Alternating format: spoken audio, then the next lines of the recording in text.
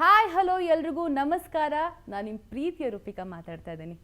Raj news ಹಾಗೆ ರಾಜ್ ಮ್ಯೂಸಿಕ್ನ ಸಮಸ್ತ ವೀಕ್ಷಕರಿಗೆ ಇವತ್ತಿನ ಲೈಫ್ ಆಫ್ ಸಾಧಕ ವಿಶೇಷ ಪಾಡ್ಕಾಸ್ಟ್ ಕಾರ್ಯಕ್ರಮಕ್ಕೆ ಮತ್ತೊಮ್ಮೆ ಪ್ರೀತಿಯ ಸ್ವಾಗತ.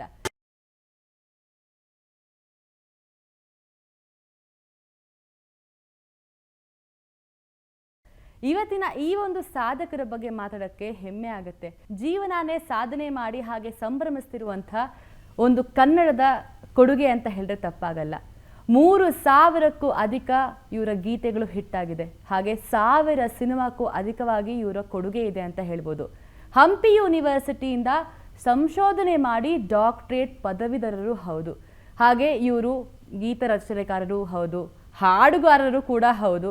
ಹಾಗೆ ಸಿನಿಮಾದಲ್ಲಿ ಕೂಡ ಆ್ಯಕ್ಟ್ ಮಾಡಿದ್ದಾರೆ, ಹಾಗೆ ಡೈರೆಕ್ಟ್ ಮಾಡಿದ್ದಾರೆ, ಸ್ಕ್ರಿಪ್ಟ್ ರೈಟರ್ ಕೂಡ ಆಗಿದ್ದಾರೆ. ಈ ಥರ ಆಲ್ ರೌಂಡರ್ ವ್ಯಕ್ತಿ ಆಗಿರುವಂತಹ ಒಂದು ಸಾಧನೆ ಮಾಡಿರುವಂತಹ ಸಾಧಕರನ್ನ ಇವತ್ತು ನಾನು ನಿಮಗೆ ಪರಿಚಯ ಮಾಡೋಕ್ಕೆ ಪ್ರಯತ್ನ ಪಡ್ತಾ ಇದ್ದೀನಿ. ಅವರೇ ನಿಮ್ಮೆಲ್ಲರ ಪ್ರೀತಿಯ ಕವಿರತ್ನ ಸಾಹಿತ್ಯದಾಸ ಡಾಕ್ಟರ್ ನಾಗೇಂದ್ರ ಪ್ರಸಾದ್ ಸರ್ ಇವತ್ತು ನಮ್ಮ ಕಾರ್ಯಕ್ರಮಕ್ಕೆ ಬಂದಿದ್ದಾರೆ. ಸರ್ ನಮಸ್ಕಾರ.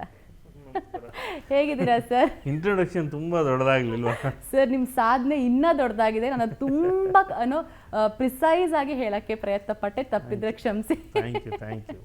ಸೊ ಜೀವನ ಹೇಗೆ ನಡೀತಾ ಇದೆ sir? Super as always. Sir ನಿಮಗೆ age is just a number ಅಂತ ಏನಾದರೂ ಕ್ಯಾಲ್ಕುಲೇಟ್ ಮಾಡಿದ್ರೆ ಅದು ನಿಮಗೆ ಒಂದು ಅನ್ವಯಿಸ್ಬೋದಲ್ವಾ? ಯಾಕಂದ್ರೆ ನಾನು ಎಷ್ಟು ವರ್ಷದಿಂದ ನೋಡ್ತಾ ಇದ್ರು ಅದೇ ಚಾರ್ಮು, ಅದೇ ನಗು. ಹೇಗೆ ಸರ್ ಇಷ್ಟು ಚಾರ್ಮ್ಫುಲ್ ಆಗಿ? ನಿಮಗೆ ವಯಸ್ಸಾಗಲ್ಲ? ಸಿನಿಮಾ ಕಾರಣನೇ ಸಿನಿಮಾ. ಯಾಕೆ ಅಂತಂದರೆ ಲೈಫಲ್ಲಿ ನೀನು ಏನು ಆಗಬೇಕು ಅಂತ ಅಂದುಕೊಂಡು ಇರ್ತೀಯೋ ಅದೇ ಆಗೋದಿದೆಯಲ್ಲ, ಅದು ಎಲ್ರಿಗೂ ಆಗಲ್ಲ. ಕರೆಕ್ಟಾ? ಎಷ್ಟೋ ಜನ ನಾವು ನೋಡ್ತೀವಿ, ನಾನು ಇದೇನೋ ಒಳ್ಳೆ ರೈಟರ್ ಆಗಬೇಕಾಗಿತ್ತು, ನಾನು ಇಲ್ಲಿ IT ಬಂದಿದ್ದೀನಿ ಸರ್, ನಾನು ಒಳ್ಳೆ ಸಿನಿಮಾ ಡೈರೆಕ್ಟರ್ ಅಂದ್ಕೊಂಡಿದ್ದೆ, ಆಗ್ಬೇಕು ಅಂದ್ಕೊಂಡಿದ್ದೆ, ನಾನು ಇಲ್ಲಿದ್ದೀನಿ, ನಾನು ಒಳ್ಳೆ ಸಿಂಗರ್ ಸರ್, ಆವಾಗ ನಾನು ಹಿಂಗೆ ಹಾಡ್ತಿದ್ದೆ ಕಾಲೇಜಲ್ಲಿ, ಹಿಂಗೆ ಬಂದ್ಬಿಟ್ಟು ಈ ಪ್ರೊಫೆಷನಲ್ಲಿದ್ದೀನಿ ಅಂತಾರೆ. ಕರೆಕ್ಟಾ? ಸೊ ಯಾರೂ ಕೂಡ ನಾನೇನೋ ಒಂದು ಅಂದ್ಕೊಂಡಿರ್ತೀನಲ್ಲ ಹಿಂಗೆ ಆಗ್ಬೇಕು ಲೈಫಲ್ಲಿ ನಾನು ಅಂತ, ಅದೇ ಆಗೋದು ತುಂಬ ಕಡಿಮೆ. ಸೊ ಅದು ನಾನು ಆಗಿದ್ದೀನಿ, ನಾನೇನು ಅಂದ್ಕೊಂಡಿದ್ದೆ ಅದೇ ಆಗಿದ್ದೀನಿ. ಅದು ಜಾಬ್ ಸ್ಯಾಟಿಸ್ಫ್ಯಾಕ್ಷನ್, ಜೇಬ್ satisfaction, so overall life satisfaction.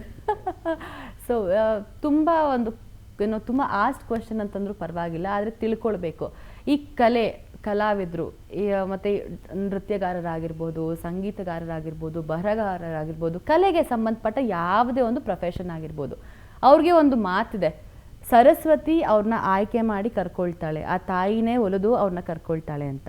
ನಿಮ್ಮ ಲೈಫಲ್ಲಿ ಸರಸ್ವತಿ ಆಯ್ಕೆ ಮಾಡಿ ಕರ್ಕೊಂಡಿದ್ದ ಅಥವಾ ನೀವೇ ಸರಸ್ವತಿನ ಆಯ್ಕೆ ಮಾಡಿ ಹೋಗಿದ್ದ? ಅದನ್ನೇ ನಾನು ಹೇಳಿದೆ, ಎರಡೂ ಸೈಮಲ್ಟೇನಿಯಸ್ ಆಗಿ ನಡೆದಿರೋದು. ನಾನು ಸಿನಿಮಾಗೆ ಬರಬೇಕು, ಬರ್ತೀನಿ, ನಾನು ಹಿಂಗಾಗ್ತೀನಿ ಅನ್ನುವ ದೊಡ್ಡ ಮಹತ್ವಾಕಾಂಕ್ಷೆಗಳಿರಲಿಲ್ಲ. ಒಂದು ಹಂತಕ್ಕಾದಮೇಲೆ ಇಲ್ಲ ನಾನು ಸಿನಿಮಾ ಮಾಡಬೇಕು, ಆಲ್ಮೋಸ್ಟ್ ಡಿಗ್ರಿ ಟೈಮಲ್ಲಿ ಇದೆಲ್ಲ ಓಕೆ, ನಾನು ಸಿನಿಮಾ ಕತೆ ಹೇಳಬೇಕು, ನಾನು ಕನಸುಗಳು ಹೇಳಬೇಕು, ಡೈರೆಕ್ಟ್ ಮಾಡಬೇಕು, ಬರವಣಿಗೆ ಇತ್ತಲ್ಲ ಒಂದಷ್ಟು ಬೇರೆ ಬೇರೆ ಎಮೋಷನ್ಸ್ ಹೇಳಬೇಕು, ಇದೇ ಇದ್ದಿದ್ದು ನನ್ನ ತಲೆಯಲ್ಲಿ. ಹಾಗಾಗಿ ಅದು ಅಚಾನಕ್ಕಾಗಿ KV ಜಯರಾಮ್ ಅವರು ನನ್ನನ್ನು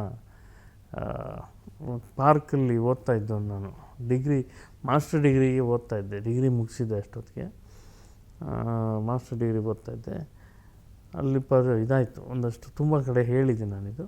ಸೊ ಮಾತಾಡ್ತಾ ಅವರೊಂದು ಕಾದಂಬರಿ ಬಗ್ಗೆ ಡಿಸ್ಕಸ್ ಮಾಡ್ತಾ, ಚೆನ್ನಾಗಿದೆ ನಿಮ್ಮ ಥಾಟ್ಸು, ಇದು ಪ್ರೋಸೆಸ್ಸು, ನೀವು ಈ ಸಿನಿಮಾ ಕೆಲಸ ಮಾಡಿ ಅಂತ ಹೇಳಿ ಅವರೇ ಹಾಡುಗಳನ್ನು ಬರೀರಿ ಅಂತ ಫಸ್ಟ್ ಪೆನ್ ಕೊಟ್ಟಿದ್ದವರೇ ಅಂತ ಹೇಳ್ಬೋದು ನಿಮಗೆ. ನಿಜವಾಗ್ಲೂ ಅವರವತ್ತು ಅದು ಯಾವ ಗಳಿಗೆನಲ್ಲಿ ಅವ್ರು ನಿಮಗೆ ಕೊಡುಗೆ ಹಾಕಿ ಕೊಟ್ಟರು, ಲೈಕ್ ಅದು ನಿಲ್ತಾನೇ ಇಲ್ಲ. ಆ ಅಕ್ಷಯ ಪಾತ್ರೆ ಥರ ಅಕ್ಷರಗಳು ಹೋಗ್ತಾನೇ ಇದೆ. ಸೊ ಆಗಿನ ಒಂದು ಗ್ರಾಮಫೋನಿಂದ ಇವಾಗ ಸ್ಮಾರ್ಟ್ ಫೋನ್ವರೆಗೂ ನೀವು ಕೆಲಸ ಮಾಡಿದ್ದೀರಾ ಅಂತ ಹೇಳಿದ್ರೆ ತಪ್ಪಾಗಲ್ಲ. ಕ್ಯಾಸೆಟ್ ಯುಗದಿಂದ ಕೆಲಸ ಮಾಡಿದ್ದೀರಾ. ಸೊ ಈ ಯುಗದ ಬಗ್ಗೆ, ಈ ಒಂದು ಜರ್ನಿ ಬಗ್ಗೆ, ಬಿಕಾಸ್ ಎವ್ರಿ ಸ್ಟೆಪ್, ಬಿಕಾಸ್ ಇವಾಗ ಯಾವುದೇ ಒಂದು ಸಂಗೀತ ಅಥವಾ ಹಾಡು ಅಂತ ಹೇಳಿದ್ರೆ ಒಂದು ಸಿನಿಮಾಗೆ ಇನ್ವಿಟೇಷನ್ ಅಂತ ಅನ್ಸುತ್ತೆ. ತುಂಬ ಇಂಪಾರ್ಟೆಂಟ್ ವ್ಯಕ್ತಿ ನೀವುಗಳೇ ಆಗಿರ್ತೀರ. ಈ ಒಂದು ಜರ್ನಿ ಬಗ್ಗೆ, ಅದ್ರ ಚೇಂಜಸ್ ಬಗ್ಗೆ ನೀವು ಹೇಳೋದಾದರೆ? ಇಲ್ಲ, ಭಾಳ ಹಿಂದೆ ಅಂದರೆ ನಾವು ಆರಂಭದಲ್ಲಿ ಒಂದು ಸಿನಿಮಾಗೆ ಹಾಡು ನಾವಾಗಲೇ ಮಾತಾಡ್ತಿದ್ವಿ.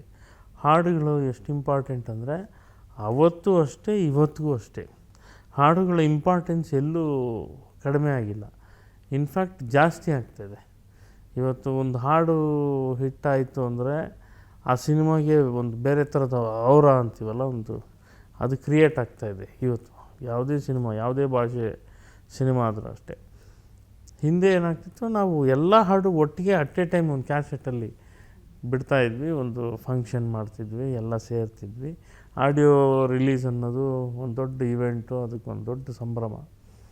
ಈಗ ಒಂದೊಂದೇ ಹಾಡು ಯಾರ್ಯಾರೋ ಎಲ್ಲೆಲ್ಲೋ ರಿಲೀಸ್ ಮಾಡೋದು.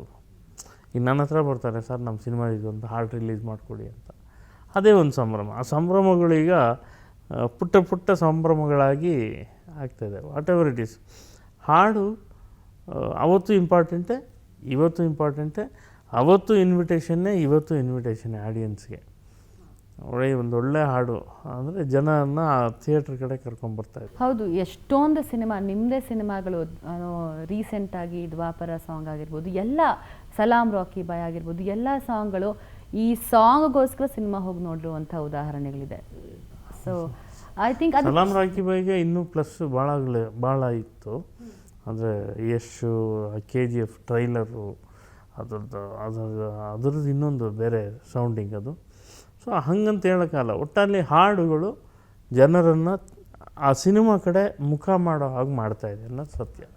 ಇವಾಗ KGF ಮಾತು ಒಂದು ಫ್ಲೋನಲ್ಲಿ ಬಂದಿರೋದಕ್ಕೆ ಒಂದು ಮಾತನ್ನ ಕೇಳಬೇಕು. ಇಷ್ಟು PAN India cinema, world wide ಆವಾಗಲೇ ಸಿಕ್ಕಾಪಟ್ಟೆ ಹೆಸರು ಸದ್ದು ಮಾಡ್ತಾ ಇದ್ದಂಥ ಅವ್ರು ಒಂದೊಂದು ಶೂಟಿಂಗಿಂದ, ಅವರೊಂದು ಲುಕ್ ಟೆಸ್ಟಿಂದ, ಗೆಟಪ್ಪಿಂದ, ಇದೆಲ್ಲನೂ ತುಂಬಾ ಆಗಲೇ ವೈರಲ್ ಆಗಿತ್ತು. ನೀವು KGFನ ಹಿಂದಿ ಹಾಡುಗಳನ್ನೂ ಬರ್ತಿದ್ದೀರಾ. ಸೊ ಆ ಒಂದು ಬಿಲ್ಡಪ್ಗಳು ಕೊಡಬೇಕು, ಆ ಒಂದು ಟ್ರಾನ್ಸಿಷನ್ ಕೊಡಬೇಕು ಅಂತ ಹೇಳಿದ್ರೆ ಎಷ್ಟು ನಿಮಗೆ ಚಾಲೆಂಜ್ ಅನ್ನಿಸ್ತು? ಹಾಗೆ ಅದನ್ನು ನಿಮಗೆ ಈಗ ನಿಮ್ಮ ಮನೇಲಿ ಇಡ್ಲಿ ಮಾಡ್ತೀರಾ ಟಿಫನ್ಗೆ, ನಾನು ನಿಮ್ಮ ಮನೆಗೆ ಟಿಫನ್ಗೆ ಬರ್ತೀನಿ ಅಂದರೆ ಬೇರೆ ಹೊಸದಾಗಿ ಏನಾದರೂ ಮಾಡ್ತೀರಾ? ಇಡ್ಲಿನ ಇಲ್ಲ ತಾನೆ, ಇಡ್ಲಿನೇ ಮಾಡ್ತೀರಾ. ಸೊ ನೀವು ತಿಂದರೂ ಅದೇ ಇಡ್ಲಿ ಮಾಡ್ತೀರಾ, ಇನ್ಯಾರೇ ಗೆಸ್ಟ್ ಬಂದರೂ ಅದೇ ಇಡ್ಲಿ ಮಾಡ್ತೀರಾ. ಹಾಗೆ ನಮಗೆ ಎಲ್ಲ ಸಿನಿಮಾನೂ ಒಂದೇ. ಎಫರ್ಟ್ ಎಲ್ಲಿ ಆಗುತ್ತೆ ಅಂದರೆ ನೀವು ಹೇಳ್ದಂಗೆ ಈ KGF ಸಿನಿಮಾದ ವಿಜುವಲ್ ರಿಚ್ನೆಸ್ ಇತ್ತಲ್ಲ, ಆಲ್ರೆಡಿ ಅದು ನಾವು ಕಣ್ಣಲ್ಲಿ ನೋಡ್ಬಿಟ್ಟಿದ್ದೆ. ಸೊ ಆ ವಿಜುವಲ್ ರಿಚ್ನೆಸ್ಗೆ ಇವಾಗ ನಮ್ಗೆ ಎಷ್ಟೋ ಸಲ ಏನಾಗುತ್ತೆ, ಸರ್ ಇದು ಸಿಚುವೇಶನ್ ಅಂತ ಹೇಳ್ತಾರೆ, ನಾವು ಹಾಡು ಬರೆದ್ಮೇಲೆ ಅದನ್ನು ಶೂಟ್ ಮಾಡ್ತಾರಲ್ವ. ಬಟ್ KGF ಏನಂದರೆ ಆಲ್ರೆಡಿ ಶೂಟೆಡ್, ಒಂದು ಶೋ ರೀಲ್ ತೋರಿಸಿದ್ರು ಎಷ್ಟನಿಗೆ. ಫಸ್ಟ್ ಒಂದು 10-15 ನಿಮಿಷದ್ದು ಒಂದು ಪೂರ್ತಿ ಹಾಕಿ ತೋರಿಸಿದ್ರು ಫಸ್ಟು. ಅಂದರೆ ಸಿನಿಮಾ ಶೂಟಿಂಗ್ ಮುಗಿದ ಮೇಲೆ ಹಾಡುಗಳ ಕಡೆ ಬಂದಿದ್ದವರು, ಟೋಟಲಿ ರಿವರ್ಸ್ ಫಾರ್ಮುಲಾ ಅಂತ ಹೇಳಿ. ಸೊ ಶೋ ರೀಲ್ ನೋಡಿ ಥ್ರಿಲ್ ಆಗಿಬಿಟ್ಟೆ ನಾನು. ಏನಯ್ಯ ಇಷ್ಟು, ಒಂದು ಹಾಲಿವುಡ್ ಸಿನಿಮಾ ಕೂಡ ಕಮ್ಮಿನೇ, ಅಷ್ಟು ಜೋರಾಗಿತ್ತು ಸಿನಿಮಾ ಇದು ನೋಡಿ. ಆವಾಗ ಆಟೋಮೆಟಿಕ್ಕಾಗಿ ಎಲ್ಲವೂ ಸೇರ್ಕೊಳ್ತಾ ಹೋಗುತ್ತೆ. ತುಂಬ ಕಥೆ ಇದ್ದಾಗ ಹಂಗೆ ಮಾಡೋಕ್ಕಾಗಲ್ಲ. ನಾವೇನು ಬರೀತೀವಲ್ಲ ಅದನ್ನು, ಅದರಲ್ಲಿ ಸಿಕ್ಕೋ ಒಂದು ಸಂಕೇತಗಳು ಅಥವಾ ಸಿಮಿಲೀಸ್ ಅಂತೀವಿ ನಾವು, ಅದರ ಅಲಂಕಾರಗಳು, ಅವುಗಳನ್ನಿಟ್ಟು ಶೂಟ್ ಮಾಡಬೇಕಾಗುತ್ತೆ. ಬಟ್ ಈ ಸಿನಿಮಾದವರೆಗೂ ಅಲ್ಲಿ ಕಥೆ ಅನ್ನೋದಕ್ಕಿಂತ ಹೀರೋ ಕ್ಯಾರೆಕ್ಟರ್ ಹೇಳೋವಂಥದ್ದು ಅದು ಸಾಂಗು. ಸೊ ಅದನ್ನು ಶೂಟ್ ಮಾಡಿದ್ರಲ್ಲ, ಅದು ಪ್ಲಸ್. ಎಸ್, ನೀವು ಎಲ್ಲ ಜಾನರ್ನೂ ಟಚ್ ಮಾಡಿಬಿಟ್ಟಿದ್ದೀರ. ನಿಮ್ಮ ಸಾಂಗ್ಗಳು ನಾವು ಕೇಳಬೇಕು ಅಂದರೆ ಮುಕುಂದ ಮುರಾರೆ ಆಗಲಿ, ಅಪ್ಪ ಐ ಲವ್ ಯು ಪಾ ಆಗಲಿ, ಎಲ್ಲ ಥರದ ಹಾಡುಗಳು ಬರೆದ್ಬಿಟ್ಟಿದ್ದೀರ. ಡಿವೋಷ್ನಲ್ ಆಗಿರ್ಬೋದು, ಹಾಗೆ ಅಪ್ಪನ ಸೆಂಟಿಮೆಂಟ್ ಇರುವಂಥ ಒಂದು ಅಪ್ಪ ಐ ಲವ್ ಯು ಪಾ, ನಾನು ಪ್ರಪಂಚ ನೀನೆ, ಡಿವೋಷ್ನಲ್ಲು, ಹಾಗೆ ಪ್ಯಾಥೆಟಿಕ್ಕು, ಲವ್ ಸಾಂಗು, ಸೋಲೋ ಸಾಂಗು, ಈ ಥರ ಸಾಂಗ್ ಬರದೇ ಇಲ್ಲಪ್ಪ ನನ್ನ ಒಂದು ಬಕೆಟ್ ಲಿಸ್ಟಲ್ಲಿ ಅಥವಾ ನನ್ನ ಲೈಬ್ರರಿಲಿ ಈ ಥರ ಸಾಂಗ್ ಇಲ್ಲವೇ ಇಲ್ಲ ಅಂತ ಹೇಳೋಂಗೆ ಇಲ್ಲ. ಈ ಥರ ಡಿಫ್ರೆಂಟ್ ಜಾನರ್ ಸಾಂಗ್ಸ್ ಬರಿಬೇಕು ಅಂದರೆ ಒಂದೊಂದಕ್ಕೂ ಒಂದೊಂದು ಪದ ಬಳಕೆ ಬೇಕಾಗುತ್ತೆ. ಮುಂಚೆ ಎಲ್ಲ ಒಂದೊಂದು ಸಾಂಗ್ಸ್ ಬರೀವೋ ಟೈಮ್ ಇರ್ತಿತ್ತು ಆ ಥರ. ಬಟ್ ಇವಾಗ ನೀವು ಎಲ್ಲ ಬ್ಯಾಲೆನ್ಸ್ ಮಾಡಿಕೊಂಡು ದಿನಕ್ಕೊಂದು 4-5 ಸಾಂಗ್ಸ್ಗಳು ಕೂಡ ಬರೆದಿರೋವಂಥ ಉದಾಹರಣೆಗಳಿದೆ. 4-5 ಕಡಿಮೆ ಇರ್ಬೋದೇನೋ ಮೋಸ್ಟ್ಲಿ. ಸೊ ಆ ಥರ ತಲೆ ಹೆಂಗೆ ಉಪಯೋಗಿಸ್ತೀರಾ ಸರ್? ಅದು ಹೆಂಗೆ ಬರುತ್ತೆ? ಅದು ಯಾವ ಮೂಡಲ್ಲಿ ಇರ್ತೀರಾ ನೀವು? ಅದೇ ಗೊತ್ತಿಲ್ಲ, ಅದ್ರ ಬಗ್ಗೆ ನಾವು ಹೇಳೋಕ್ಕಾಗಲ್ಲ. ಅಂದರೆ ಅದು ಬರುತ್ತಷ್ಟೆ. ಅಂದರೆ ನೀವೊಂದು ಟ್ಯೂನ್ ಹಾಕಿದ ತಕ್ಷಣ ಅದೇ ಬರುತ್ತೆ. ನೀವೊಂದು ಸಿಚುವೇಶನ್ ಹೇಳಿದ್ರೆ ಅದೇ ತಾನಾಗಿ ಬರುತ್ತಷ್ಟೇ. ಅದಕ್ಕೇನು ಎಕ್ಸ್ಪ್ಲನೇಷನ್ನೇ ಇಲ್ಲ. ನಿಮಗೆ ಫಾಸ್ಟೆಸ್ಟ್ ಸಾಂಗ್ ಇಷ್ಟು ಸೆಕೆಂಡ್ಸಲ್ಲಿ, ಇಷ್ಟು ನಿಮಿಷದಲ್ಲಿ ಬರೆದಿರುವಂತಹ ಸಾಂಗ್ ಯಾವುದು?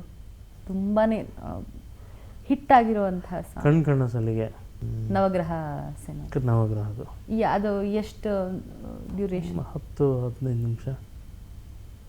ಇಡೀ ಅದು ಐ ಥಿಂಕ್ 5-6 ನಿಮಿಷದದ್ದೇ ಸಾಂಗ್ ಡ್ಯೂರೇಷನ್ ಅಷ್ಟೇ. ಅದು ಓಕೆ, 4-4 ನಿಮಿಷದ್ದೇನೋ ಇರ್ಬೋದು. ಒಂದು 10-15 ನಿಮಿಷದಲ್ಲಿ ಬರ್ತೀರ ಹಾಡೋದು. ಆ್ಯಂಡ್ ಈವನ್ ಅಪ್ಪ ಐ ಲವ್ ಯು ಕೂಡ ಜಾಸ್ತಿ ಏನು ಟೈಮ್ ತೊಗೊಂಡಿಲ್ಲ. ಆಮೇಲೆ ಹೆಚ್ಚು ಟೈಮ್ ತೊಗೊಂಬಿಟ್ರೆ ಒಳ್ಳೆ ಹಾಡು ಬರೆದು ಬಿಡ್ತೀವಿ, ಅವೆಲ್ಲ ಸುಳ್ಳು. ತಲೆಗೆ ಜಾಸ್ತಿ ಕೆಲಸ ಕೊಟ್ಟು ಹಾಡು ಬರಿತೀವಲ್ಲ, ಕೇಳೋನು ಕೂಡ ತುಂಬ ತಲೆಗೆ ಕೆಲಸ ಕೊಡಬೇಕಾಗುತ್ತೆ ಕೇಳೋಕ್ಕೆ.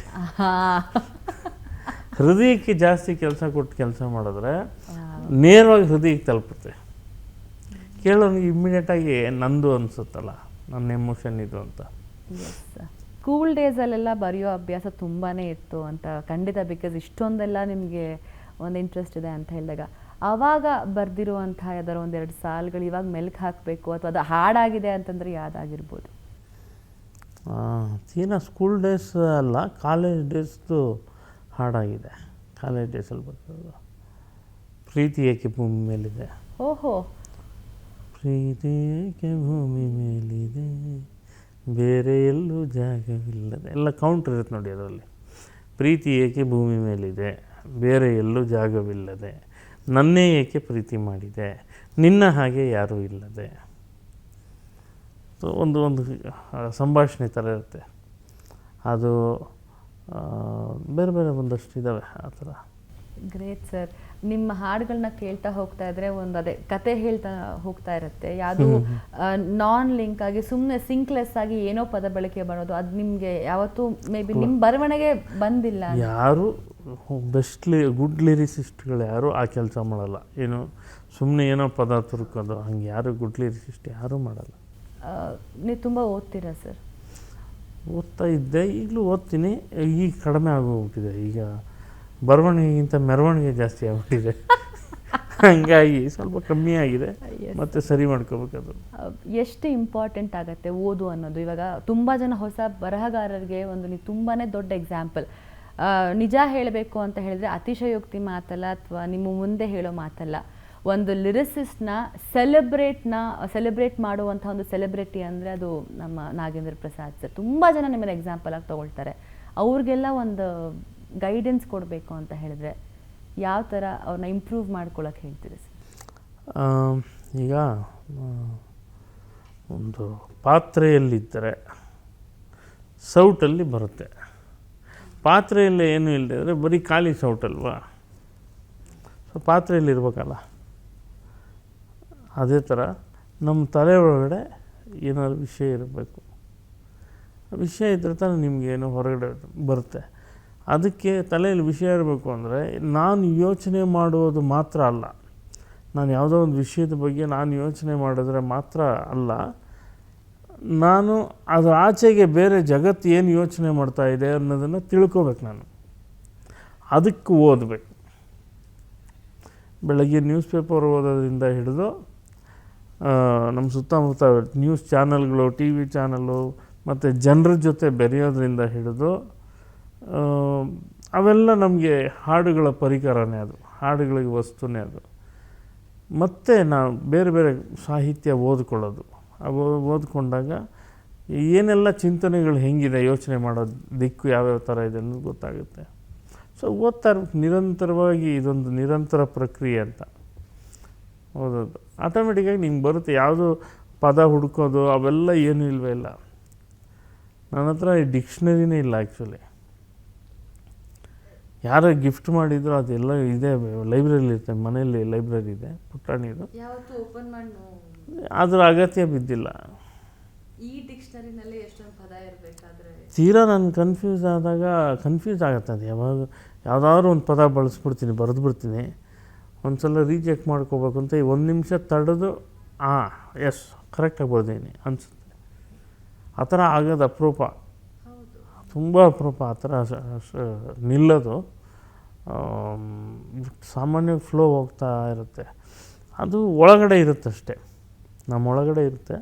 ಆ ಸಮಯಕ್ಕೆ ಅದು ಬರುತ್ತೆ. ಆ್ಯಂಡ್ ಮ್ಯೂಸಿಕ್ ಕೂಡ ಭಾಳ ಇಂಪಾರ್ಟೆಂಟ್ ರೋಲ್ ಪ್ಲೇ ಮಾಡುತ್ತೆ. ಆ ಮ್ಯೂಸಿಕಲ್ ಆ ಶಕ್ತಿ ಇದ್ದಾಗ ಆಟೋಮೆಟಿಕ್ಕಾಗಿ ಬರ್ಸ್ಕೊಳುತ್ತದು.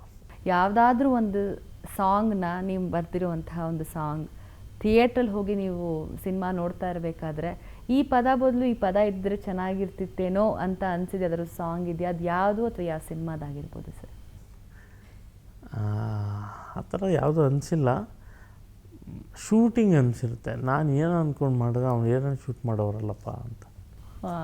ನಿಮ್ಮ ಬರಿಬೇಕಾದ್ರೆ ಇಮ್ಯಾಜಿನೇಷನ್ನೇ ಬೇರೆ ಇರುತ್ತೆ, ಅದು ಕೊನೆಗೆ ಅದರದ್ದು ಔಟ್ಪುಟ್ ಬೇರೆ ಆಗಿರುತ್ತೆ. ತುಂಬ ಜನ ತುಂಬ ಚೆನ್ನಾಗಿ ತೆಗೆದಿದ್ದಾರೆ.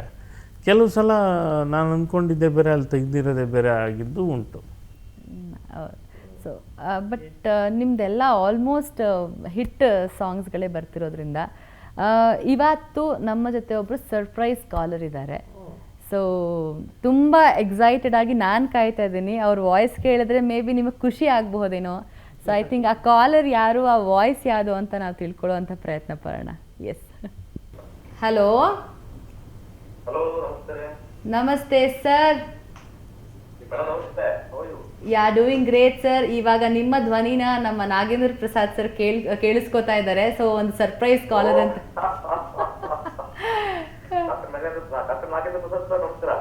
ನಮಸ್ಕಾರ.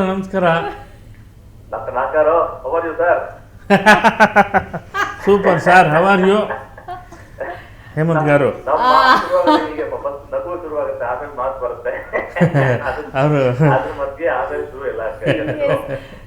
ಅವರು yes sir fine Hemant ji. Yes sir, very happy. ನಿಮ್ಮ ವಾಯ್ಸ್ ಕೇಳಕ್ಕೆ ಒಂದು ಸಂತೋಷ. ನಿಮ್ಮ ನನಗೆ ಗೀತೆಗಳನ್ನ ಹಾಡೋದೇ ಒಂದು ಸಂಭ್ರಮ. ನನಗೆ ನಿಜಕ್ಕೂ ಸರ್ಪ್ರೈಸ್ ಕಾಲ್ ಇದು, ನಿಜಕ್ಕೂ ಸರ್ಪ್ರೈಸ್ ಕಾಲ್. ನನಗೂ ಅದೇ ಹೇಳಿ, ನಾನು ಪ್ರೈಸ್ ಕೊಡ್ತೀರಾ ಅಂತ ಕೇಳಿದೆ. ಇಲ್ಲ ಸರ್, ಸರ್ಪ್ರೈಸ್ ಒಂದು ಖುಷಿ ಆಯ್ತು, ನನಗೆ ಖುಷಿ ಆಯ್ತು. Thank you so much Hemant sir. Madam ತುಂಬಾ ಖುಷಿ ಆಯ್ತು. ಹೇಮಂತ್ ಅವರು ಒಂದು ಸಂಗತಿ ಹೇಳಬೇಕು. ಪ್ರಶಾಂತ್ ಶಾಂತಿ ನಿಕೇತನ್ ಅಂತೇನೋ ಅನಿಸುತ್ತೆ ನನಗೆ ಹೆಸರು, ಇಫ್ ಐ ಆಮ್ ರೈಟ್. ಹೈದರಾಬಾದಲ್ಲಿ ಸೌಂದರ್ಯ ಅವರು ಇರ್ತಿದ್ರು. ಅದರ ಆಪೋಸಿಟ್ ರೂಮಲ್ಲಿ ಒಂದು cinema composing, Hamsalekha sir music, ಅದರ ಜೊತೆ ಹಾಡೋದಕ್ಕೆ ಅವರು ಕಂಪೋಸ್ ಮಾಡಿದ್ದನ್ನೆಲ್ಲ ಹಾಡೋಕ್ಕೆ ಹೇಮಂತ್ ಅವರು. ನೋಡಿ, ನೋಡೋಕ್ಕೆ ನಾನು ಅದರಲ್ಲಿ ವಿಶೇಷವಾಗಿ ಮಹಾಪ್ರಾಣ ದೀಪಂ ಇವತ್ತೆಲ್ಲ ಏನು ಹಾಡು ಕೇಳ್ತಾ ಇದ್ದೀರಲ್ಲ, ಆ ಹಾಡು ಹುಟ್ಟಿದ್ದ ಅಲ್ಲಿ. ಆ ಹಾಡನ್ನು ಭಾಸ್ಕರ್ ಭಟ್ಟಾಚಾರ್ಯ ಅಂತ ಒಬ್ಬರು ತಿರುಪತಿಯ ಸಂಸ್ಕೃತ ವಿದ್ವಾಂಸರು ಬರೆದಿದ್ರು, ಮಹಾಪ್ರಾಣ ದೀಪಂ. ಆ ಹಾಡು ಸರಿಯಾಗಿ ಒಂದು 5-6 ಪೇಜ್ ಇದೆ, ಅಷ್ಟು ಬರ್ಕೊಟ್ಟಿದ್ರು. ಅದನ್ನಿಟ್ಟು ಹಂಸಲೇಖ ಸರ್ ಕಂಪೋಸ್ ಮಾಡಿದ್ದು ಅಲ್ಲಿ ಹೋಟೆಲಲ್ಲಿ ಒಂದು ಮಧ್ಯಾಹ್ನ. ಅದು ನನಗೆ ನೆನಪಾಗುತ್ತೆ ಈಗ. ಹೇಮಂತ್ ಅವರು ಹೌದೌದು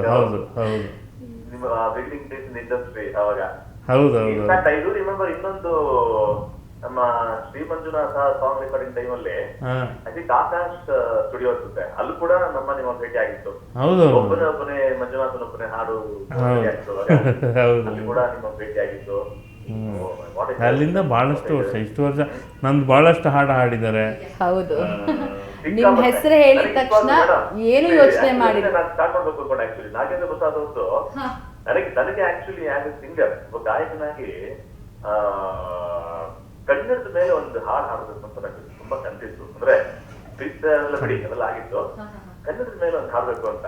ಇದು ಹೇಗಾಯ್ತು ನೋಡಿ ಬಗ್ಗೆ ಅಂದ್ರೆ, ನಮ್ಮ ಬೃಂದಾವನ ಚಿತ್ರಕ್ಕೆ ಚಂದ್ರನ್ ಸರ್ ಅವರ ಅಭಿನಯ ಬೃಂದಾವನ ಚಿತ್ರಕ್ಕೆ ಹರಿಕೃಷ್ಣ ಸರ್ ಮ್ಯೂಸಿಕ್ ಅಲ್ಲಿ ನಾನು ಕನ್ನಡಿಗ ಕನ್ನಡದ ಕಾವಲಿಗ ಅಂತ ಸರ್, ಅದು ಹಾಡನ್ನ ನೀವು ಹಾಡು ಹಾಡ್ಬಿಟ್ರೆ ಚೆನ್ನಾಗಿರುತ್ತೆ ಸರ್. ಹಾಡನ್ನ ನೀವು ಹೇಳಕ್ಕಿಂತ ಹಾಡಿದ್ರೆ ಚೆನ್ನಾಗಿರುತ್ತೆ, ನಾವು ಕಾಯ್ತಾ ಇದ್ದೀವಿ. ಅದೇ ಅದ್ ಹೇಳ್ಬಿಟ್ಟು ಹಾಡೋಣ ಅಂತ. ನಾನು ಕನ್ನಡಿಗ, ಕನ್ನಡದ ಕಾವಲಿಗ ಅಂತ ಒಂದು ರೈಟ್ ಬರ್ದು ನೋಡಿ, ಇಡೀ ಕರ್ನಾಟಕನ ಸುತ್ತಕೊಂಡ್ಬಿಟ್ಟೆ ಹಾಗೆ. ನಾನು ಕನ್ನಡಿಗ, ಕನ್ನಡದ ಕಾವಲಿಗ, ನಾನು ಕನ್ನಡಿಗ ಕನ್ನಡಕ್ಕೆ ಕಾವಲಿಗ ಅಂತ ಬಂದು ಅದ್ಭುತವಾದ ಸಾಹಿತ್ಯ. ಅಂಡ್ ಅದು ನನ್ನ ಜೋಳಿಗೆ ಬಂದು ನಾನು ಅದೃಷ್ಟ ಅನ್ಸಿಸ್ತಾ ಇದ್ದೆ. ಥ್ಯಾಂಕ್ ಯು ನಾಗಾರು. ನೀವು ಅದು ಎಷ್ಟೋ ಗೀತೆಗಳು ಹಾಡಿದೀವಿ, ಇದು ನೆನಪು ಬಂತು ಅಷ್ಟೇ ನನಗೆ. ಸುಮಾರು ಗೀತೆಗಳು ಹಾಡ್ತಿದ್ದೀನಿ ಓಕೆ ಸರ್. ಶ್ರೀ ಮಂಜುನಾಥದೊಂದ ನಮ್ಮ ಕನ್ನಡ ನಾಡು ಕಂಡಂತ ಒಂದು ಅದ್ಭುತವಾದ ಕವಿ. ಇದರ ಹಿರಿಮೆ ಗರಿಮೆ ಎಲ್ಲ ಗೊತ್ತಿರುವಂತ ಕವಿ. ತಗೊಡು ಹೇಗಿದೆ, ಅದಕ್ಕೆ ಏನ್ ಹಾಡಿದ್ರೆ ಜನಗಳು ಪಲ್ಸ್ ಎಲ್ಲಿ ಹಿಡಿದ್ರೆ ಸರಿ ಅಂತ ನಾಗೇಂದ್ರ ಬಹಳ ಚೆನ್ನಾಗಿ ಗೊತ್ತಿದೆ. And I'm very happy to talk to you. Thank you very much, Hemant. Thank you so much Hemant sir. ನಿಜವಾಗ್ಲೂ ನಾವು ಕಾಲ್ ಮಾಡಿ ರಿಕ್ವೆಸ್ಟ್ ಮಾಡ್ಕೊಂಡಿದ್ದಕ್ಕೆ ಖಂಡಿತ ನಾಗೇಂದ್ರ ಪ್ರಸಾದ್ ಸರ್ ಹೆಸರು ಕೇಳಿದ ತಕ್ಷಣ ಎನಿ ಟೈಮ್ ನೋಡಿ, ಇವಾಗ ನೀವು ಸೇತುವೆ ಆದ್ರಿ ನನಗೆ ಮತ್ತೆ ನಾಗ ಅವ್ರಿಗೆ. ಸೊ ಆಗ ಶ್ರೀ ಮಂಜುನಾಥ ಬಗ್ಗೆ ತುಂಬಾ ಒಳ್ಳೊಳ್ಳೆ ಮಾತುಗಳನ್ನ ಶೇರ್ ಮಾಡ್ಕೊಳ್ತಾ ಇದ್ವಿ. ನಿಮ್ಮ ಕಂಠದಿಂದ ಒಂದೆರಡು ಸಾಲನ್ನ ನಾವು ಕೇಳ್ಬೋದಾ ಸರ್? It's a request. ಅಯ್ಯೋ ಖಂಡಿತ. ಎಸ್ ಒಬ್ಬನೇ ಒಬ್ಬನೇ ಮಂಜುನಾಥನೊಬ್ಬನೇ. ಇಷ್ಟುಕೊಳ್ಳಿ ಸಾಕು. Thank you Hemant sir, thank you so very much. Raj music ಹಾಗೆ ರಾಜ್ ನ್ಯೂಸ್ ಕಡೆಯಿಂದ ಮತ್ತೊಮ್ಮೆ ವಂದನೆಗಳನ್ನ ಹೇಳ್ತಾ ಇದ್ದೀನಿ. ಎಸ್, ಶುಭವಾಗಲಿ, ಹಾಗೆ ನಾವು ಶುಭವಾಗಲಿ. Thank you. ಇದು ಒಂಥರ ಕುಟುಂಬ ಅಂತಾನೆ ಹೇಳ್ಬೋದಲ್ಲ. ಸಿಂಗರ್ಸ್ ಆಗಿ, ಮ್ಯೂಸಿಕ್ ಡೈರೆಕ್ಟರ್ಸ್ ಆಗಲಿ, ಕಲಾವಿದರು ಎಲ್ಲರೂ ಸಿನಿಮಾ ಒಂದು ಕುಟುಂಬನೇ. ಬಿಕಾಸ್ ಅರ್ಲಿ ಡೇಸಿಂದ ಇವಾಗವರೆಗೂ ಆ ಜರ್ನಿ ಹಾಗೆ ಇರುತ್ತೆ ಅಂತ ಹೇಳಿದ್ರೆ ಅದನ್ನು ಕಾಪಾಡ್ಕೊಂಬರೋದು ತುಂಬಾ ಮುಖ್ಯ ಆಗುತ್ತೆ. ನಾನು ಹೇಳೋದು ಇಷ್ಟೇ, ನಮ್ಮ ಅಕೌಂಟ್ ಬ್ಯಾಲೆನ್ಸಲ್ಲಿ ಎಷ್ಟು ಬ್ಯಾಲೆನ್ಸ್ ಇದೆಯೋ ಗೊತ್ತಿರಲ್ಲ, ಆದರೆ ನಮ್ಮ ಸುತ್ತಮುತ್ತ ಬ್ಯಾಲೆನ್ಸ್ಡ್ ಆಗಿರುವಂತಹ ವ್ಯಕ್ತಿಗಳು ಇರಬೇಕು ಅನ್ನೋದು ನಾನು ಬಿಲೀವ್ ಮಾಡ್ತೀನಿ ಸರ್. ಅದನ್ನು ನೀವು ಹೊಸಬ್ರು, ಹಳಬ್ರು ಅಥವಾ ಚಿಕ್ಕವರು, ದೊಡ್ಡವರು ಅಂತ ತೂಕನೇ ಹಾಕದೆ ಎಲ್ಲರೂ ಒಂದೇ ಥರ ನೋಡ್ತಿರಲ್ಲ ಸರ್. ಡೈರೆಕ್ಟಾಗಿ ಕೇಳಬೇಕು ಅಂತ ಹೇಳಿದ್ರೆ ನಿಮ್ಗೆ ಯಾಕೆ ಸರ್ ಅಮ್ಮು ಬಿಮ್ಮು ಮತ್ತು ಈಗೋ ಪ್ರಾಬ್ಲಮ್, ಆ್ಯಟಿಟ್ಯೂಡ್ಗಳು ಯಾಕೆ ನಿಮಗೆ ತಲೆ ಹೋಗಲಿಲ್ಲ ಸರ್? ತುಂಬಾ ತಿಳ್ಕೊಳ್ಬೇಕು ಈ ವಿಚಾರದ ಬಗ್ಗೆ. ಒಂದು ನಾವು ಅರ್ಥ ಮಾಡ್ಕೋಬೇಕು, ಆ ಕಾರಣಕ್ಕೇ ಆ ಹಮ್ಮು ಬಿಮ್ಮು ಏನು ಹತ್ತದೇ ಇರುವ ಕಾರಣಕ್ಕೆ ಆಲ್ಮೋಸ್ಟ್ 3rd ಜನರೇಷನ್ ಜೊತೆ ಕೆಲಸ ಮಾಡ್ತಾಯಿದ್ದೀನಿ. 3rd ಜನರೇಷನ್ ಅಂದರೆ ನನಗೇನೋ ಹೆಚ್ಚು ವಯಸ್ಸಾಗಿದೆ ಅಂತಲ್ಲ, ಯಾವುದನ್ನು ಜನ್ರೇಷನ್ ಅಂತ ಕರಿತೀನಿ ಅಂದರೆ 4th or 5th ಲೆಕ್ಕ ಹಾಕ್ಬೋದ್ರೆ SSLCಗೆ ಬಂದ ಹುಡುಗ ನನ್ನ ಹಾಡು ಇಷ್ಟಪಡ್ತಾನೆ. ಅವನು ಡಿಗ್ರಿ ಮುಗಿಸ್ಕೊಂಡು ಹೋಗೋದಕ್ಕೆ 5 ವರ್ಷ ಬೇಕು. ಡಿಗ್ರಿ ಮುಗಿದಾಗಲೂ ನನ್ನ ಹಾಡು ಇಷ್ಟಪಡ್ತಾನೆ. ಅವನಿಗೆ ಮದುವೆ ಆಗಿ ಮಕ್ಕಳಾಗಿದೆ, 5 ವರ್ಷ ಇಟ್ಕೊಳ್ಳಿ, 10 ವರ್ಷ ಆಯಿತಾ, ಆಗಲೂ ನನ್ನ ಹಾಡು ಇಷ್ಟಪಟ್ಟಿರ್ತಾನೆ. ಅವನಿಗೆ ಮತ್ತು ಅವನ ಮಗ SSLCಗೆ ಬರ್ತಾನೆ. ಆ SSLCಗೆ ಬಂದ ಹುಡುಗ ಕೂಡ ನನ್ನ ಹಾಡು ಇಷ್ಟಪಡಬೇಕು. ಇಷ್ಟು ಜರ್ನಿ ನಾನು ಅಪ್ಪನ ಜೊತೆನೂ ನಾನಿದ್ದೀನಿ, ಈ ಮಗನ ಜೊತೆನೂ ನಾನಿದ್ದೀನಿ. SSLC ಹುಡುಗ ಅವನ ಮಗ SSLCಗೆ ಬರೋವರೆಗೂ ಇದೆಯಲ್ಲ, ಇಷ್ಟರವರೆಗೂ ನಾನು ಇದ್ದೀನಿ ಅಂದರೆ ಹಂಗಿದ್ದಕ್ಕೆ ಇದ್ದೀನಿ. ಅದರ ರೀಸನ್ ಅಂದರೆ ನಾನು ಹೇಳೋಕ್ಕೆ ಹೊರಟಿದ್ದೇನೆಂದರೆ, ನಾವು ಡಾಕ್ಟರ್ ರಾಜ್ಕುಮಾರ್ ಅವರು, ವಿಷ್ಣುವರ್ಧನ್ ಅವರು, ಅಂಬರೀಷ್ ಅಣ್ಣ ಅಂಥವ್ರನ್ನೆಲ್ಲ ನೋಡ್ತಾ ಬೆಳೆದವರು. ಆಮೇಲೆ ಅವರ ಜೊತೆ ಸಂಪರ್ಕ ಸಿಕ್ಕಿದಾಗ, ಅವಕಾಶ ಸಿಕ್ಕಿದಾಗ, ಅವ್ರನ್ನ ಮಾತಾಡಿಸೋ ಅವಕಾಶ ಸಿಕ್ಕಿದಾಗ ಅವರುಗಳು ನಮ್ಮ ಜೊತೆ ನಡ್ಕೊಂಡ ವಿಧಾನ, ಆ ಸರಳತೆ, ಆ ಒಂದು ತುಂಬ ನಿಷ್ಕಲ್ಮಶವಾದಂಥ ವಿಧಾನಗಳು, ಇದನ್ನೆಲ್ಲ ನೋಡಿದಾಗ ಆಮೇಲೆ ದೊಡ್ಡ ದೊಡ್ಡ ಕಲಾವಿದರು SP ಬಾಲಸುಬ್ರಹ್ಮಣ್ಯಂ ಅವರಾಗಲಿ, ಚಿರಂಜೀವಿ ಅವರಾಗಲಿ, ಇವ್ರನ್ನೆಲ್ಲ ನೋಡಿದಾಗ ನಾವೇನೂ ಅಲ್ಲ, ಅಂಥ ಮೇರು ಶಿಖರಗಳ ಮುಂದೆ ನಾವೇನೂ ಅಲ್ಲ. ನಮ್ಗೆ ಯಾಕೆ ಬರಬೇಕು ಈ ಹಮ್ಮು ಬಿಮ್ಮು, ಆ್ಯಟಿಟ್ಯೂಡು ಇದೆಲ್ಲ? ನಾನು ತುಂಬ ಜನ ನೋಡಿದಾಗ ಅನಿಸುತ್ತೆ, ಒಂದು ಸಕ್ಸಸ್ ಕಂಡ ತಕ್ಷಣ ಅವ್ರು ಆಡೋ ಇದನ್ನೆಲ್ಲ ನೋಡ್ತೀವಿ, ನಗು ಬರುತ್ತೆ ನನಗೆ. ಕಂದ ಇದು ಶಾಶ್ವತ ಅಲ್ಲ. ಆಮೇಲೆ ಇವತ್ತಿರೋ ಸ್ಪೀಡ್ ಇದೆಯಲ್ಲ, ಈ ಸ್ಪೀಡಲ್ಲಿ ಆ 3 ತಿಂಗಳು 6 ತಿಂಗಳಿಂದ ಆಚೆನೂ ಅವನು ಸೆಲೆಬ್ರಿಟಿಯಾಗಿ ಉಳಿತಾನಂತ ಯಾವ ನಂಬಿಕೆ ಯಾರ ಮೇಲೂ ಇಲ್ಲ. ಅಲ್ವಾ? ಒಂದು 6 ತಿಂಗಳಾದಮೇಲೆ ಇನ್ನೊಬ್ಬರು ಬರ್ತಾರೆ ನಿಮ್ಮ ಜಾಗಕ್ಕೆ. ಆ ಪರಿಸ್ಥಿತಿ ಇದೆ ಇವತ್ತು. ಹಾಗಿದ್ದಾಗ ನಾವು ಸ್ವಲ್ಪ ಲಾಂಗ್ ಸ್ಟ್ಯಾಂಡಿಂಗ್ ಇರಬೇಕು ಅಂದರೆ ನಮಗೆ ಯಾಕೆ ಆ ಆ್ಯಟಿಟ್ಯೂಡ್ಗಳು ಅವೆಲ್ಲ ಇರಬೇಕು? Very well said sir. ಯಾಕಂದರೆ ನಿಮ್ಮಿಂದ ಈ ಮಾತುಗಳನ್ನ ನಿರೀಕ್ಷೆ ಮಾಡ್ತಾ ಇದ್ವಿ. ಯಾಕಂದರೆ ಎಷ್ಟೊಂದು ಜನಕ್ಕೆ ಇದು ಉತ್ತರ ಆಗಿ ಕೂಡ ಸಿಗತ್ತೆ. ಅದರಿಂದ ಏನೂ ಸಿಗಲ್ಲ ನಮಗೆ. ಅದನ್ನು ತೋರಿಸಿ 4 ಜನರ ಹತ್ರ ನಾವು ಕೆಟ್ಟವರು ಅನ್ನಿಸ್ಕೊಳ್ಳೋದೇ ಬಿಟ್ಟರೆ ನಮಗೇನು ಸಿಗಲ್ಲ. ಯಾವ ಈಗೋ ಸ್ಯಾಟಿಸ್ಫ್ಯಾಕ್ಷನ್ನು ಆಗಲ್ಲ, ಏನಿಲ್ಲ. ಆಮೇಲೆ ಸರಳವಾಗಿ ಸಹಜವಾಗಿ ಇದ್ದುಬಿಟ್ರೆ ಅದಕ್ಕಿಂತ ಆನಂದ ಇನ್ನೊಂದಿಲ್ಲ. ಸರಳವಾಗಿ, ಸಾಮಾನ್ಯವಾಗಿ, ಸಹಜವಾಗಿ, ಸುಂದರವಾಗಿ ಬದುಕನ ಅದೇ ಸುಂದರ ಅಂತ. ಹಂಗೆಲ್ಲ ಇದ್ಮೇಲೆ ಅದು ಸುಂದರ ಆಗೇ ಇರುತ್ತೆ ಡೆಫಿನೆಟ್ ಆಗಿ. ನೈಸ್. ಆ ಥರ ಇದ್ರೆ ಜೀವನ ಎಷ್ಟು ಚೆನ್ನಾಗಿರುತ್ತೆ ಸರ್. ಅದಕ್ಕೆ ನೀವು ಫಸ್ಟ್ ಕೇಳಿದಾಗ ಹೆಂಗಿದೆ ಲೈಫ್ ಅಂದ್ರೆ ಸೂಪರ್. ನಿಮ್ಮಲ್ಲಿ ನಗು ಬಿಟ್ಟರೆ ನಾನು ಯಾವೊಂದು ಬೇರೆ ಏನೋ ಎಕ್ಸ್ಪ್ರೆಷನ್ ನೋಡೇ ಇಲ್ಲ. ಸೊ ಅದಕ್ಕೆ ನಾನು ಯಾವ ದೊಡ್ಡ ಕನಸುಗಳು ಏನು ನಾನು ಬಂಗ್ಲೆ ತಗೊಂಡ್ಬಿಡ್ಬೇಕು, ನಾನು ಅದು ಮಾಡಬೇಕು, ಆ ಥರ ಕನಸುಗಳು ಇಟ್ಕೊಂಡು ಬಂದವನೇನು ಅಲ್ಲ ನಾನು. ಯಾವತ್ತೂ ನಿಜವಾಗ್ಲೂ ಅನ್ಸಲ್ಲ ದುಡ್ಡು ಮಾಡಬೇಕು ಅಥವಾ ನನಗೆ ಲೈಫಲ್ಲಿ ಎಲ್ಲ ಥರದೊಂದು ಸೆಟ್ಲ್ ಆಗಬೇಕು, ಬಿಕಾಸ್ ಇಂಡಸ್ಟ್ರಿಯಿಂದ ಅರ್ನ್ ಮಾಡಬೇಕು ಅಲ್ಲ. ಒಂದು ಏನಂದ್ರೆ ಅದು ಯಾವುದು ಶಾಶ್ವತ ಅಲ್ಲ ಅಂತ ಗೊತ್ತಲ್ವಾ? ಯಾವುದು ಎಷ್ಟು ವರ್ಷ ಆಯ್ತು ನಾವೇನು ಇಲ್ಲೇ 200 ವರ್ಷ 300 ವರ್ಷ ಇರ್ತೀವಿ? ನಥಿಂಗ್. ಸೊ ಇರುವ ತನಕ ನಾವು ಮಾಡಿ ಹೋಗುವ ಆಸ್ತಿ ಅಲ್ಲ, ನಾವು ಮಾಡಿ ಹೋಗುವ ಕೆಲಸ ಇದೆಯಲ್ಲ ಅದೇ ಆಸ್ತಿ. ಅದು ಆ ಪ್ರಾಪರ್ಟಿ ಚೆನ್ನಾಗಿ ಮಾಡಿದ್ದೀನಿ. ಓ ಮೈ ಗಾಡ್. ಇರುವ ತನಕ ನಾವು ಮಾಡಿ ಹೋಗೋದು ಆಸ್ತಿ ಅಲ್ಲ, ನಾವು ಮಾಡಿರೋ ಸಾಧನೆನೇ ಆಸ್ತಿ. ಖಂಡಿತ ಹೌದು ಸರ್. ಇವಾಗ ನಾವು ಅಟ್ ದ ಸೇಮ್ ಟೈಮ್ ದುಡ್ಡು ಬೇಡ ಇನ್ನೊಂದು ಅಂತ ಹೇಳ್ತಲ್ಲ ನಾನು.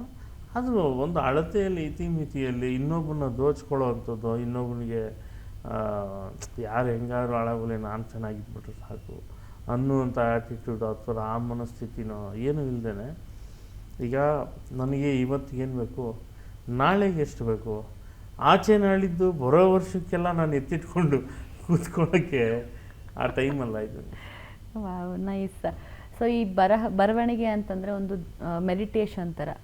ಅದನ್ನು ತುಂಬ ಒಂದು ಡಿವೈನ್ ಡಿಸಿಪ್ಲಿನಲ್ಲೇ ಮಾಡುವಂಥ ಒಂದಷ್ಟು ಕೆಲಸಗಳು. ಆ್ಯಂಡ್ ನಿಮ್ಮ ಜರ್ನಿ ಸ್ಟಾರ್ಟ್ ಆಗಿದ್ದೆ ಶ್ರೀ ಮಂಜುನಾಥ ಅಂತ ದೊಡ್ಡ ಒಂಥರ, ಈಗಲೂ ಕೂಡ ಆ ಸಿನಿಮಾನ ನೋಡಿದ್ರೆ ಮೈ ಜುಮ್ ಅನ್ನತ್ತೆ. ಸೊ ನೀವು ಎಷ್ಟು ಆರಾಧಿಸ್ತೀರಾ ಸರ್ ಅದನ್ನು? ಆ ಡಿಸಿಪ್ಲಿನಿಗೆ ಕಡಿಮೆ ಆಗ್ತಿದೆಯಾ ಅಥವಾ ಅದನ್ನು ಯಾಕೆ ಜನ ಫಾಲೋ ಮಾಡ್ತಾ ಇಲ್ಲ ಅಂತ? ಅವ್ರವ್ರದ್ದೇ ಆದಂಥ ಫಾರ್ಮುಲಾಗಳು. ಇದನ್ನು ನಾನು ಡಿಸಿಪ್ಲಿನ್ ಅನ್ಕೋತೀನಿ, ಇದನ್ನು ನಾನು ಅನ್ಕೋತೀನಿ ಅಂತ ಅಷ್ಟೇ. ಅದರಲ್ಲಿ ಆಮೇಲೆ ಅವರ ಇಂಡಿವಿಜುವಲ್ ಇದು ಕಟ್ಕೊಂಡು ಏನೂ ಆಗಬೇಕಾಗಿಲ್ಲ. ಫೈನಲ್ ಔಟ್ಪುಟ್ ಏನು ಅನ್ನೋದು ಹಾಗೇನಿಲ್ಲ. ಇನ್ಫ್ಯಾಕ್ಟ್ ನನಗೆ ಕನ್ನಡ ಚಿತ್ರಗಳು 90-100 ದಾಟುವವರೆಗೆ ಇದ್ದಂಥ ಹಿರಿಯರಿದ್ದಾರಲ್ಲ ಕವಿಗಳು, ಅವ್ರದ್ದೆಲ್ಲ ಒಂದು ಕಡೆ ಅದು ಒಳ್ಳೊಳ್ಳೆ ಹಾಡು ಇದು ಎಲ್ಲ ಮಾಡಿದ್ದಾರೆ. ಮುಂದಿನ ಜನ್ರೇಷನ್ನು 2000ಇಂದನೇ ಲೆಕ್ಕ ಹಾಕ್ಕೊಳ್ಳೋಣ, 25 ವರ್ಷದಲ್ಲಿ ಆಗಿರುವಂಥ ಬದಲಾವಣೆ ಇದೆಯಲ್ಲ, ಇದು ತುಂಬ ಬದಲಾವಣೆ. ಜನಕ್ಕೆ ಅಂದರೆ ಕಾಲದಿಂದ ಕಾಲಕ್ಕೆ ಚೇಂಜಸ್ ಬೇಕು.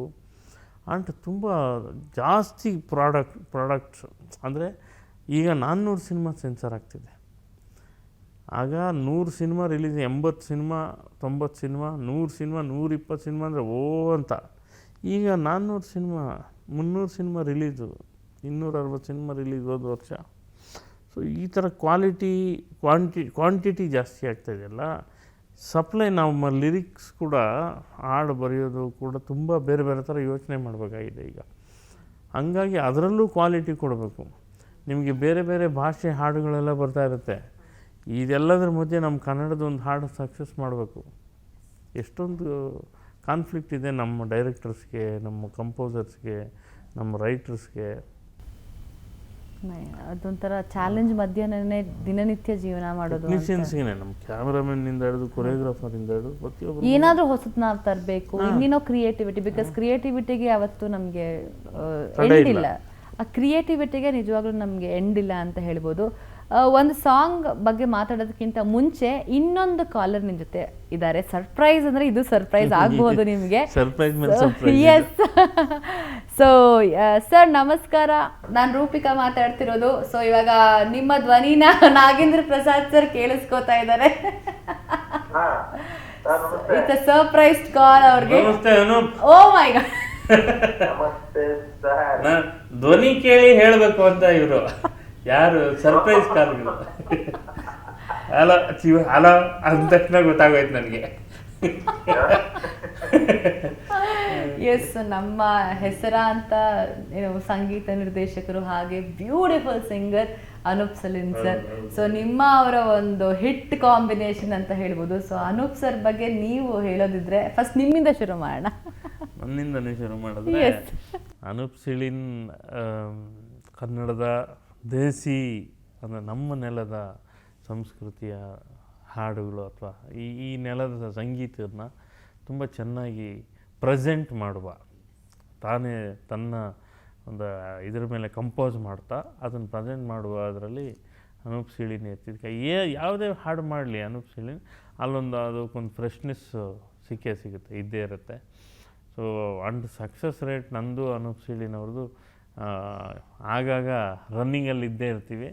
ಬಹುಶಃ ಈ 2026 ಕೂಡ ನಮ್ಮದೇ. What Anoop? So yes Anoop sir, ಒಬ್ಬ ಮ್ಯೂಸಿಕ್ ಡೈರೆಕ್ಟರ್ಗೆ ಲಿರಿಕ್ಸ್ ತುಂಬಾನೇ ಮುಖ್ಯ ಆಗುತ್ತೆ. ಅವ್ರು ಕೊಡುವಂತಹ ಪದಗಳು ತುಂಬಾನೇ ನಮಗೆ ಒಂಥರ ಹಾಡಿಗೆ ಒಂಥರ ಹಿತ ಆಗುತ್ತೆ. So Nagendra Prasad sir lyrics ಬರುತ್ತೆ ಅಂತ ಹೇಳಿದ್ರೆ ನೀವು ಎಷ್ಟು ಎಕ್ಸೈಟೆಡ್ ಆಗಿ ಕಾಯ್ತೀರಾ ಸರ್? ಇಲ್ಲ, ನಾಗೇಂದ್ರ ಪ್ರಸಾದ್ ಸರ್ ನನಗೆ ಹಂಸಲೇಖ ಸರ್ ಹೇಗೆ ಗುರುಗಳು ಅದೇ ತರ ನಾಗೇಂದ್ರ ಪ್ರಸಾದ್ ಸರ್ ಅಂದ್ರೆ ಅವರು ನನ್ನ ಅಂದ್ರೆ ನಾನು ಅವ್ರ ಮ್ಯೂಸಿಕ್ ಅಲ್ಲಿ ಕೋರಸ್ ಆಡಿದ್ದೀನಿ, ಟ್ರ್ಯಾಕ್ ಸಿಂಗಿಂಗ್ ಆಡಿದ್ದೀನಿ. ಆ ತರ ನನ್ನ ಜರ್ನಿನ ನನ್ನ ಕರಿಯರ್ ಅಲ್ಲಿ ಒಂದು ದೊಡ್ಡ ಪ್ಲಸ್ ನಾಗೇಂದ್ರ ಪ್ರಸಾದ್ ಸರ್. ಆಮೇಲೆ ಮ್ಯೂಸಿಕ್ ಡೈರೆಕ್ಟರ್ ಆದ್ಮೇಲೆ ನಾನು ಯಾವಾಗ ಕೆಳಗ್ ಬಿಡ್ತೀನಿ ಅವರ ಸಾಹಿತ್ಯದಿಂದನೇ ಮತ್ತೆ ನನ್ಗೆ ಒಂದು ಮಾರ್ಕೆಟ್ ಸೃಷ್ಟಿ ಆಗುತ್ತೆ ಯಾವಾಗ್ಲೂ. ಸೊ ಯಾವಾಗ್ಲೂ ಹೇಳ್ತಾ ಇರ್ತೀನಿ ಅವ್ರಿಗೆ, ನಾನು ಬಿದ್ದಾಗೆಲ್ಲ ಕೈ ಎತ್ತಿರ ಸರ್ ಮೇಲೆ ಅಂತ. ಆ ಸಿಂಪ್ಲಿಸಿಟಿ ಬಗ್ಗೆನೇ ಮಾತಾಡ್ತಾ ಇದ್ವಿ ಸರ್. ಸೊ ಎಷ್ಟು ಸಾಧನೆ ಮಾಡಿದ್ರು ಅದರ ಡೌನ್ ಟು ಅರ್ತ್ ಪರ್ಸನಾಲಿಟಿ ಅಂತ ಹೇಳ್ಬೋದು. ಸೊ ಅವರ ಒಂದು ಸಾಹಿತ್ಯದಲ್ಲಿ ನಿಮ್ಮ ಸಂಗೀತ ನಿರ್ದೇಶನದಲ್ಲಿ ನೀವು ನೆನೆಸ್ಕೊಳ್ಬೇಕಾದ್ರೆ ಯಾವ ಹಾಡು ನೆನ್ಪು ಮಾಡ್ಕೊತೀರಾ ಸರ್? ಇಲ್ಲ ಸರ್, ತುಂಬಾ ಇದೆ. ಮಾತಲ್ಲಿ ಹೇಳೋದೆಲ್ಲ ಅದು ಯಾವಾಗ್ಲೂ ಎವರ್ಗ್ರೀನ್ ತರ ನಿಂತ್ಬಿಟ್ಟಿದೆ. ಡಾರ್ಲಿಂಗ್ ಡಾರ್ಲಿಂಗ್ ಇರ್ಬೋದು. ಬಟ್ ತುಂಬಾ ಒಂದು ನಮ್ಗೆ ತುಂಬಾ ಇಷ್ಟವಾಗಿ ತುಂಬಾ ಯಾವಾಗ್ಲೂ ನನಗೆ ಕಾಡೋಗೀತೆ ಇದು ಮದರಂಗಿ. ಇದು ಹಚ್ಚುತ್ತಾನೆ ನಿನ್ನ ಕೈಗೆ ಮದರಂಗಿ. ಅದು ಇವಾಗೆಲ್ಲ ಮದುವೆಗಳಲ್ಲೂ ಅದನ್ನ ತುಂಬಾ ಪಾಪ್ಯುಲರ್ ಆಗಿದೆ ಇವಾಗ. ಸೊ ಇವ್ರೊಂಥರ ಆಲ್ ಸೀಸನ್ ಲಿರಿಸಿಸ್ಟ್ ಅಂತ ಹೇಳ್ಬೋದು. ಎಲ್ಲಾ ಕಡೆ ಇರ್ತಾರೆ, ಕಾಲೇಜಲ್ಲಿ ಇರ್ತಾರೆ. ಅಂದ್ರೆ ಲಿರಿಸಿಸ್ಟ್ ಆ ತರದಕ್ಕಿನ್ನ ನನ್ನ ಪ್ರಕಾರ ಇವಾಗ ಕನ್ನಡನ ಕೆಲವರು ಪ್ರತಿನಿಧಿಸ್ತಾರೆ ದೊಡ್ಡ ಮಟ್ಟದಲ್ಲಿ. ಆ ಇದ್ರಲ್ಲಿ ನಾಗೇಂದ್ರ ಪ್ರಸಾದ್ ಸರ್ ಈಗಿನ ಜನರೇಷನ್ಗೆ ಆ ಕನ್ನಡ ಭಾಷೆನ ಇದನ್ನ ತಲುಪಿಸೋದ್ರಲ್ಲಿ ಒಂದು ದೊಡ್ಡ ಕೆಲಸನೇ ಮಾಡಿದ್ದಾರೆ ಅವರು. ಖಂಡಿತವಾಗ್ಲೂ. ನನ್ ಕೇಳಿದ್ರೆ ಆ ಪ್ರಶ್ನೆ ಕೇಳೋ ಮಹಾದೇವ. ಓ ಮೈ ಗಾಡ್, ಅದು ನಮ್ಮಿಬ್ಬರ ಕಾಂಬಿನೇಷನ್ ಅಲ್ಲಿ ಸಿನಿಮಾ ಚಿತ್ರಗೀತೆ ಆದ್ರೂನು ದೇವಸ್ಥಾನದಲ್ಲಿ ಹಾಕೋ. ಹೌದು, ಮೊನ್ನೆ ಶಿವರಾತ್ರಿಲೂ ಅದೇ ತುಂಬಾ ಕಡೆ ಕೇಳಿಸಿದ್ದು. ಅದು ಶಿವರಾತ್ರಿಗೆ ಫಿಕ್ಸ್ ಆಗಿದೆ ಹಾಡೋದು. ಹೌದು, ಅದು ಅದ್ರ ಬಗ್ಗೆ ಹೇಳಲೇಬೇಕು. ಅದೇನಂದ್ರೆ ನಾಗೇಂದ್ರ ಪ್ರಸಾದ್ ಸರ್ ಒಂದು 15-20 ನಿಮಿಷದಲ್ಲಿ ಬರ್ದಿರೋ ಹಾಡದು. Great sir. ತುಂಬಾ ಬೇಗನೆ ಸ್ಪಾಂಟೇನಿಯಸ್ ಆಗಿ ಟ್ಯೂನ್ ಕೇಳಿ ಟಕ್ ಟಕ್ ಟಕ್ ಅಂತ ಬರ್ದಿರೋ ಹಾಡದು ಸರ್. ನಿಮ್ಮಿಬ್ಬರಿಂದ ನಿಜವಾಗ್ಲೂ ಇನ್ನಷ್ಟು ಕಾಂಬಿನೇಷನ್ ನಾವೆಲ್ಲರೂ ಎಕ್ಸ್ಪೆಕ್ಟ್ ಮಾಡ್ತಿರ್ತೀವಿ. ಸೊ ಆ ಕೇಳೋ ಮಹಾದೇವ ನಿಮ್ಮ ಧ್ವನಿಯಿಂದ ಏನಾದರೂ ಹಾಡ್ಬೋದಾ ಸರ್? ಪ್ಲೀಸ್, ನಮ್ಮ ರಿಕ್ವೆಸ್ಟ್. ಕೇಳು ಮಹಾದೇವ ಮನ್ಸನ ಜೀವ ನೀ ನುಡಿಸಿ ಆಡ ಕಡಮರುವಾಗ್ಯಾವ ಯಾಕೋ ಶಿವಲಿಂಗ ನಡೆಸುತ್ತಿ ಹಿಂಗ ಏನೇನು ಇಲ್ಲಯ್ಯ ನಮ್ಮ ಕೈಯಾಗ ನಡೆಸಿದೆ ಬಾಳ ಉರುಳಿಸಿದಾಳ.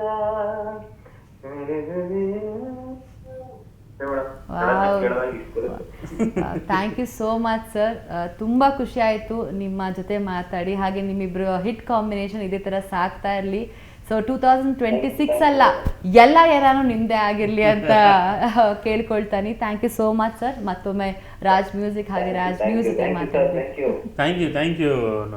ಕೇಳೋ ಮಾದೇವ ಒಂದು ಸಾಂಗ್ ಬಗ್ಗೆ ಮಾತಾಡಬೇಕು ಅಂತ ಹೇಳಿದ್ರೆ ಅನನ್ಯ ಭಟ್ ಅವರು ಹಾಡು ಹೇಳಿರೋದು. ಅವರು ಈಗಾಗಲೇ ಇಂಥ ವಾಯ್ಸ್ಗಳಿಗೆ ಸಿಕ್ಕಾಪಟ್ಟೆ ಹೆಸರು ಮಾಡಿ, ಒಂದು ಸಿಂಗರ್ ಕೂಡ ನಿಮಗೆ ತುಂಬಾ ಇಂಪಾರ್ಟೆಂಟ್ ಆಗ್ತಾರೆ ಅಲ್ವಾ ಸರ್? ಎಲ್ಲ ಸಾಂಗ್ಗಳಿಗೂ ನಾವೆಷ್ಟೇ ಏನು ಇಮ್ಯಾಜಿನೇಷನ್ ಮಾಡಿಕೊಂಡ್ರು, ಏನೇ ಮ್ಯೂಸಿಕ್ ಕಂಪೋಸ್ ಮಾಡಿದ್ರು ಕೂಡ ಸಿಂಗರ್ ತುಂಬಾ ಇಂಪಾರ್ಟೆಂಟ್ ಆಗ್ತದೆ. ಡೆಫಿನೆಟಾಗಿ ಈಗ ಕೆಲವು ಟ್ಯೂನು, ಕೆಲವು ಲೈನ್ಸು ಯಾವ ಸಿಂಗರ್ ಹಾಡಿದ್ರೆ ಇದು ಇಂಪ್ಯಾಕ್ಟ್ ಜಾಸ್ತಿ ಇರುತ್ತೆ, ಚೆನ್ನಾಗಿ ಕೇಳಿಸುತ್ತೆ. ಎಲ್ಲರೂ ಹಾಡಿದ್ರೆ ಚೆನ್ನಾಗಿರುತ್ತೆ ಒಂದೇ ಸಾಲು, ಬಟ್ ಅದರ ಇಂಪ್ಯಾಕ್ಟ್ ಇದೆಯಲ್ಲ ಅದಕ್ಕೆ ಸಿಚುವೇಶನ್ ಕೂಡ ಕೆಲವು ಸಲ. ಈಗ ನಿಮ್ಗೆ ಯಾವುದೋ ಒಂದು ಒಳ್ಳೆ ಫಿಲಾಸಫಿಕಲ್ ಸಾಂಗು ಅಂತ ಬ್ಯಾಕ್ಗ್ರೌಂಡಲ್ಲಿ ಬರ್ತಾಯಿತ್ತು, ಯಾರೋ ಒಬ್ಬ ಹೊಸ ಗಾಯಕ ಹಾಡೋದಕ್ಕೂ ಅದನ್ನು ವಿಜಯ್ ಪ್ರಕಾಶ್ ಅಂತ ಧ್ವನಿ ಹಾಡೋದಕ್ಕೂ, ಈಗ ನೀವು ಬೊಂಬೆ ಹೇಳುತ್ತೈತೆ ಹೊಸಬ್ರು ಧ್ವನಿಯಲ್ಲಿ ಇಮ್ಯಾಜಿನ್ ಮಾಡ್ಕೊಂಡು ನೋಡಿ. ಒಂದಾನೊಂದು ಊರಲ್ಲಿ ಹೊಸಬ್ರು ವಾಯ್ಸಲ್ಲಿ ಇಮ್ಯಾಜಿನ್ ಮಾಡಿ, ಕಷ್ಟ ಆಗುತ್ತೆ. ಅಂದರೆ ಅದಕ್ಕೊಂದು ಅದಕ್ಕೆ ಅದರದೇ ಆದಂಥ ಶಾರೀರ ಬೇಕು ಅಂತ ಆ ಸಾಂಗ್ಗೆ ಕೇಳುತ್ತೆ.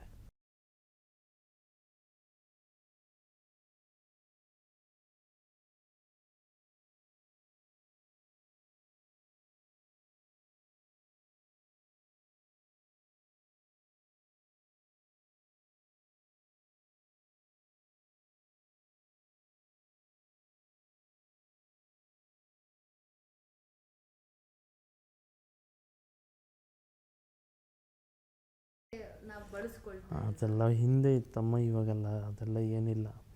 ಯಾರು ಚೆನ್ನಾಗಿ ಹಾಡ್ತಾರೋ ಅವರೆಲ್ಲ ಹಾಡ್ತಾಯಿದ್ದಾರೆ. ನಿಮಗೆ ಜಸ್ಕರಣ್ ಸಿಂಗ್, ಲಹರಿ, ಸಂಚಿತ್ ಹೆಗ್ಡೆ, ಅನುರಾಧ ಭಟ್ ಇವರೆಲ್ಲ ಇಲ್ಲಿಯವರು ತಾನೇ ಹಾಡ್ತಾ ಇದ್ದಾರಲ್ವ. ಸೊ ಯಾವಾಗಲೂ ಆ ಥರದ್ದು ಏನಿಲ್ಲ, ಭಾಳ ಹಿಂದೆ ಇತ್ತು. ಆಮೇಲೆ ಆಡಿಯೋಗೆ ಇವರೇ ಇದ್ದರೆ ಅವರಿದ್ದರೆ ಮಾರ್ಕೆಟು ಹಿಂಗೆಲ್ಲ ಇತ್ತು. ಈಗ ಹಾಡು ಚೆನ್ನಾಗಿದ್ದರೆ ಮಾರ್ಕೆಟು. ಈಗ ಹೊಸಬರು ಸಿಂಗರ್ಸ್ ಎಷ್ಟೊಂದು ಜನ ಹಾಡಿ ಸಕ್ಸಸ್ ಆಗ್ತಾಯಿಲ್ವಾ? ಇಳಿಯರಾಜ ಸರ್ ಜೊತೆ, ರಾಜನ್ ನಾಗೇಂದ್ರ ಸರ್ ಜೊತೆ ಎಲ್ಲರ ಜೊತೆ ನೀವು ಕೆಲಸ ಮಾಡ್ಕೊಂಡು ಬಂದಿದ್ದೀರಾ. ಸೊ ಇಳಿಯರಾಜ ಸರ್ ಆ ಒಂದು ದಿನಗಳನ್ನ ನೆನಪು ಮಾಡ್ಕೊಳ್ಬೇಕು ಅಂತ ಹೇಳಿದ್ರೆ ಅದಕ್ಕೆ ಒಂದು ಪ್ರೋಗ್ರಾಮ್ ಮಾಡಬೇಕಾಗುತ್ತೆ. ಅಷ್ಟು ನಾನೇನು ಹೆಚ್ಚು ಹೇಳೋಕ್ಕೇನಿಲ್ಲ. Is a legend composer.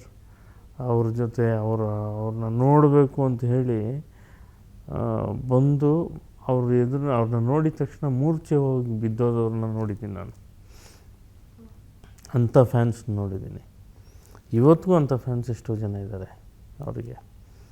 ಅಂಥವ್ರ ಜೊತೆ ಕೆಲಸ ಮಾಡೋ ಯೋಗ ಸಿಕ್ಕಿ ಮತ್ತು ಅವ್ರ ಜೊತೆ ಒಂದು ಆತ್ಮೀಯತೆ ಸಿಕ್ಕಿ ನಡೀತಾ ಇದೆ ಇಷ್ಟು ವರ್ಷ ಅನ್ನೋದು ಒಂದು ಹೆಮ್ಮೆ. Great sir. ಬಿಕಾಸ್ ನೀವು ಬರೀ ಸಾಹಿತ್ಯಗಾರರು, ಗೀತ ರಚನೆಕಾರರಾಗೇ ಅಲ್ಲ, ನಟರಾಗಿ ಕೂಡ ಹೌದು. ನಟನೆ ಒಂಥರ ನಿಮಗೆ ಮುಂಚಿಂದ ಅದೊಂದು ಕಾಣಿಸ್ಕೋಬೇಕು. ಅದು ನಿರ್ದೇಶನ ನಲ್ಲ ಅಂತ ಒಂದು ಗ್ರೇಟೆಸ್ಟ್ ಸಿನಿಮಾಯಿಂದ ನಿಮ್ಮ ಜರ್ನಿ ಡೈರೆಕ್ಟರ್ ಆಗಿ ಸ್ಟಾರ್ಟ್ ಆಗುತ್ತೆ ಆ್ಯಂಡ್ ಅದು ಹಾಗೆ ಸಾಕ್ತಾ ಹೋಗ್ತಿರುತ್ತೆ. ಈ ನಿರ್ದೇಶನ, ನಟನೆ ಇದು ಒಂಥರ ಕ್ಯಾಪ್ ಆಫ್ ದ ಫೆದರ್ ಅಂತ. ನಾನು ಈ ಡಿಗ್ರಿ ಮಾಡೋ ಹಂತದಲ್ಲಿ, ಡಿಗ್ರಿ ಫೈನಲ್ ಇಯರ್ ಆದಮೇಲೆ ಡ್ರಾಮಾ, ಅಷ್ಟರವರೆಗೆ ಡ್ರಾಮಾ ಮಾಡ್ತಾಯಿದ್ವಿ. ನಮ್ಮ ಥಿಯೇಟ್ರು ನಮ್ಮ ಫ್ರೆಂಡ್ಸು, ಕಾಲೇಜು ಫ್ರೆಂಡ್ಸು, ಬೇರೆಯವರು ಎಲ್ಲ ಸೇರಿಕೊಂಡು ನಾಟಕಗಳು ಮಾಡ್ತಾಯಿದ್ವಿ. ಆಮೇಲೆ ಡಿಪ್ಲೊಮಾ ಇನ್ ಥಿಯೇಟ್ರ್, ರಂಗಭೂಮಿ ಅಭಿನಯ ತರಂಗದಲ್ಲಿ ಡಿಪ್ಲೊಮಾ ಮಾಡಿದೆ. ಅದಾದಮೇಲೆ 100,000ಕ್ಕೂ ಹೆಚ್ಚು ಶೋಸು, ಬೀದಿ ನಾಟಕಗಳು ಮಾಡಿದ್ವಿ. ಸೊ ಈ ನಾಟಕದ ಬ್ಯಾಕ್ಗ್ರೌಂಡ್ ಇದ್ದಿದ್ದರಿಂದ ರೇಡಿಯೋ ನಾಟಕಗಳು ಮಾಡಿದೆ. ಆಗೇನೆಂದರೆ ನಾನು ಸ್ವತಃ ಆ್ಯಕ್ಟ್ರಾಗಿದ್ದೆ, 1000 ನಾಟಕ ಆ್ಯಕ್ಟ್ ಮಾಡಿದ್ದೀನಿ. ಬರೆದಿದ್ದೀನಿ, ನಾನೇ ಸ್ಕ್ರಿಪ್ಟ್ ಬರ್ಕೊಂಡು ಮಾಡಿದ್ದುಂಟು, ಮ್ಯೂಸಿಕ್ ಮಾಡಿದ್ದೀನಿ, ಏನೆಲ್ಲ ಥಿಯೇಟ್ರಲ್ಲಿ ಮಾಡೋಕ್ಕೆ ಸಾಧ್ಯ ಇದೆ ಎಲ್ಲ ಥರ ಕೆಲಸ ಮಾಡಿದ್ದೀನಿ. ಸೊ ಅದರ ಎಕ್ಸ್ಪೀರಿಯೆನ್ಸು, ಅದರ ಫ್ಲೇವರು ಒಳಗಿದ್ದೇ ಇರುತ್ತೆ, ಯಾವತ್ತಿಗೂ ಅದು ಹೋಗೋದಿಲ್ಲ. ಅದು ಒಂದು ಪ್ಲಸ್ ನನಗೆ. ನನ್ನ ಹಾಡು ಬರೆಯೋದ್ರಲ್ಲಿ ಅದರ ಪಾತ್ರನೂ ಇದೆ, ನನ್ನ ರಂಗಭೂಮಿಯ ಪಾತ್ರ ಕೂಡ. ಸೊ ಸಿನಿಮಾಗೆ ಬಂದಾಗ ನಾನು ಡೈರೆಕ್ಟ್ರ್ ಆಗಬೇಕು ಅಂದ್ಕೊಂಡು ತಲೆಯಲ್ಲಿತ್ತು ಆರಂಭದಲ್ಲೇ. ಅದು ಆಯಿತು, ಎಲ್ಲವೂ ಹಂಗೆ ಕೂಡ ಬಂತು. ಇನ್ನು ಆ್ಯಕ್ಟ್ರ್ ಆಗೋದು ಬಂದು ಅಚಾನಕ್ಕಾಗಿ ನಾನು ಫಸ್ಟ್ ಪಿಕ್ಚರ್ ಆ್ಯಕ್ಟ್ ಮಾಡಿದೆ, ಚಿತ್ರ ಪಿಕ್ಚರಲ್ಲೇ ಒಂದು ಸಣ್ಣ ಪಾತ್ರ ಭಾಳ ಪಾಪ್ಯುಲರ್ ಆಗಿತ್ತು ಆ ಕಾಲಕ್ಕೆ. ಆ್ಯಕ್ಟ್ ಸಕ್ಸಸ್ ಆಗೋಯ್ತು. ಅಂದರೆ ಅದಾದಮೇಲೆ ಅಲ್ಲಿ ಇಲ್ಲಿ ಸಣ್ಣ ಪುಟ್ಟ ನಂಗೆ ತುಂಬ ಕರೀತಾರೆ, ನಂಗೆ ಸಮಯ ಇಲ್ಲದೆ ಇರೋದ್ರಿಂದ ಆ್ಯಕ್ಟ್ ಮಾಡೋಕ್ಕಾಗಲ್ಲ, ಅಷ್ಟೇ ಹೋಗ್ತಾಯಿಲ್ಲ. ಮುಂಚೆಯಿಂದನೂ ಅಷ್ಟೇ ಆ್ಯಕ್ಟ್ ಮಾಡೋದು ನನ್ನ ಕ್ಷೇತ್ರ ಅಲ್ಲ. ಹಂಗಿದ್ದಿದ್ರೆ ನಾನು ಯಾವಾಗಲೂ ತುಂಬ ಸಿನಿಮಾ ಆ್ಯಕ್ಟ್ ಮಾಡಿಬಿಡ್ತಿದ್ದೆ. ನನ್ನ ಕ್ಷೇತ್ರ ಆಗಿರಲಿಲ್ಲ, ಅದು ನನ್ನ ಆಯ್ಕೆ ಆಗಿರಲಿಲ್ಲ. ನನ್ನ ಬರವಣಿಗೆನೇ ಆಮೇಲೆ ನಿರ್ದೇಶನ ಇದೇ ಆಯ್ಕೆ ಆಗಿತ್ತು.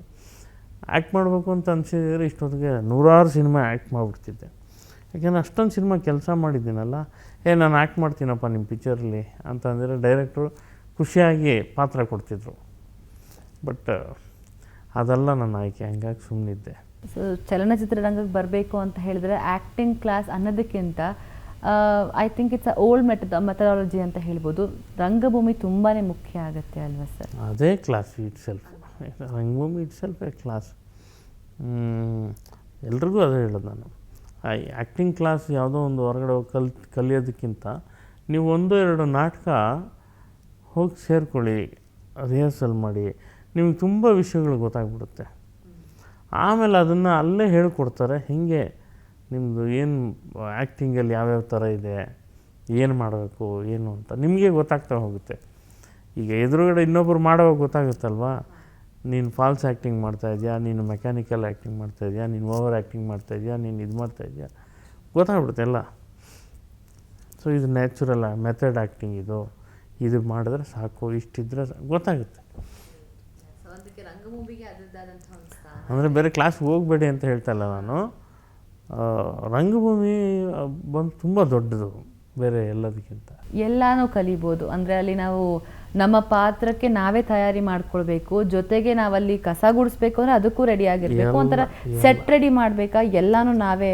ಐ ಥಿಂಕ್ ಲೈಫ್ನ ಕಳಿಸೋವಂಥ ಏನು ಹೇಳ್ತೀವಿ, ಪರ್ಸನಲ್ ಏನು ವ್ಯಕ್ತಿತ್ವ ವಿಕಸನ ಅಂತೀವಿ, ಪರ್ಸ್ನಾಲಿಟಿ ಡೆವಲಪ್ಮೆಂಟ್.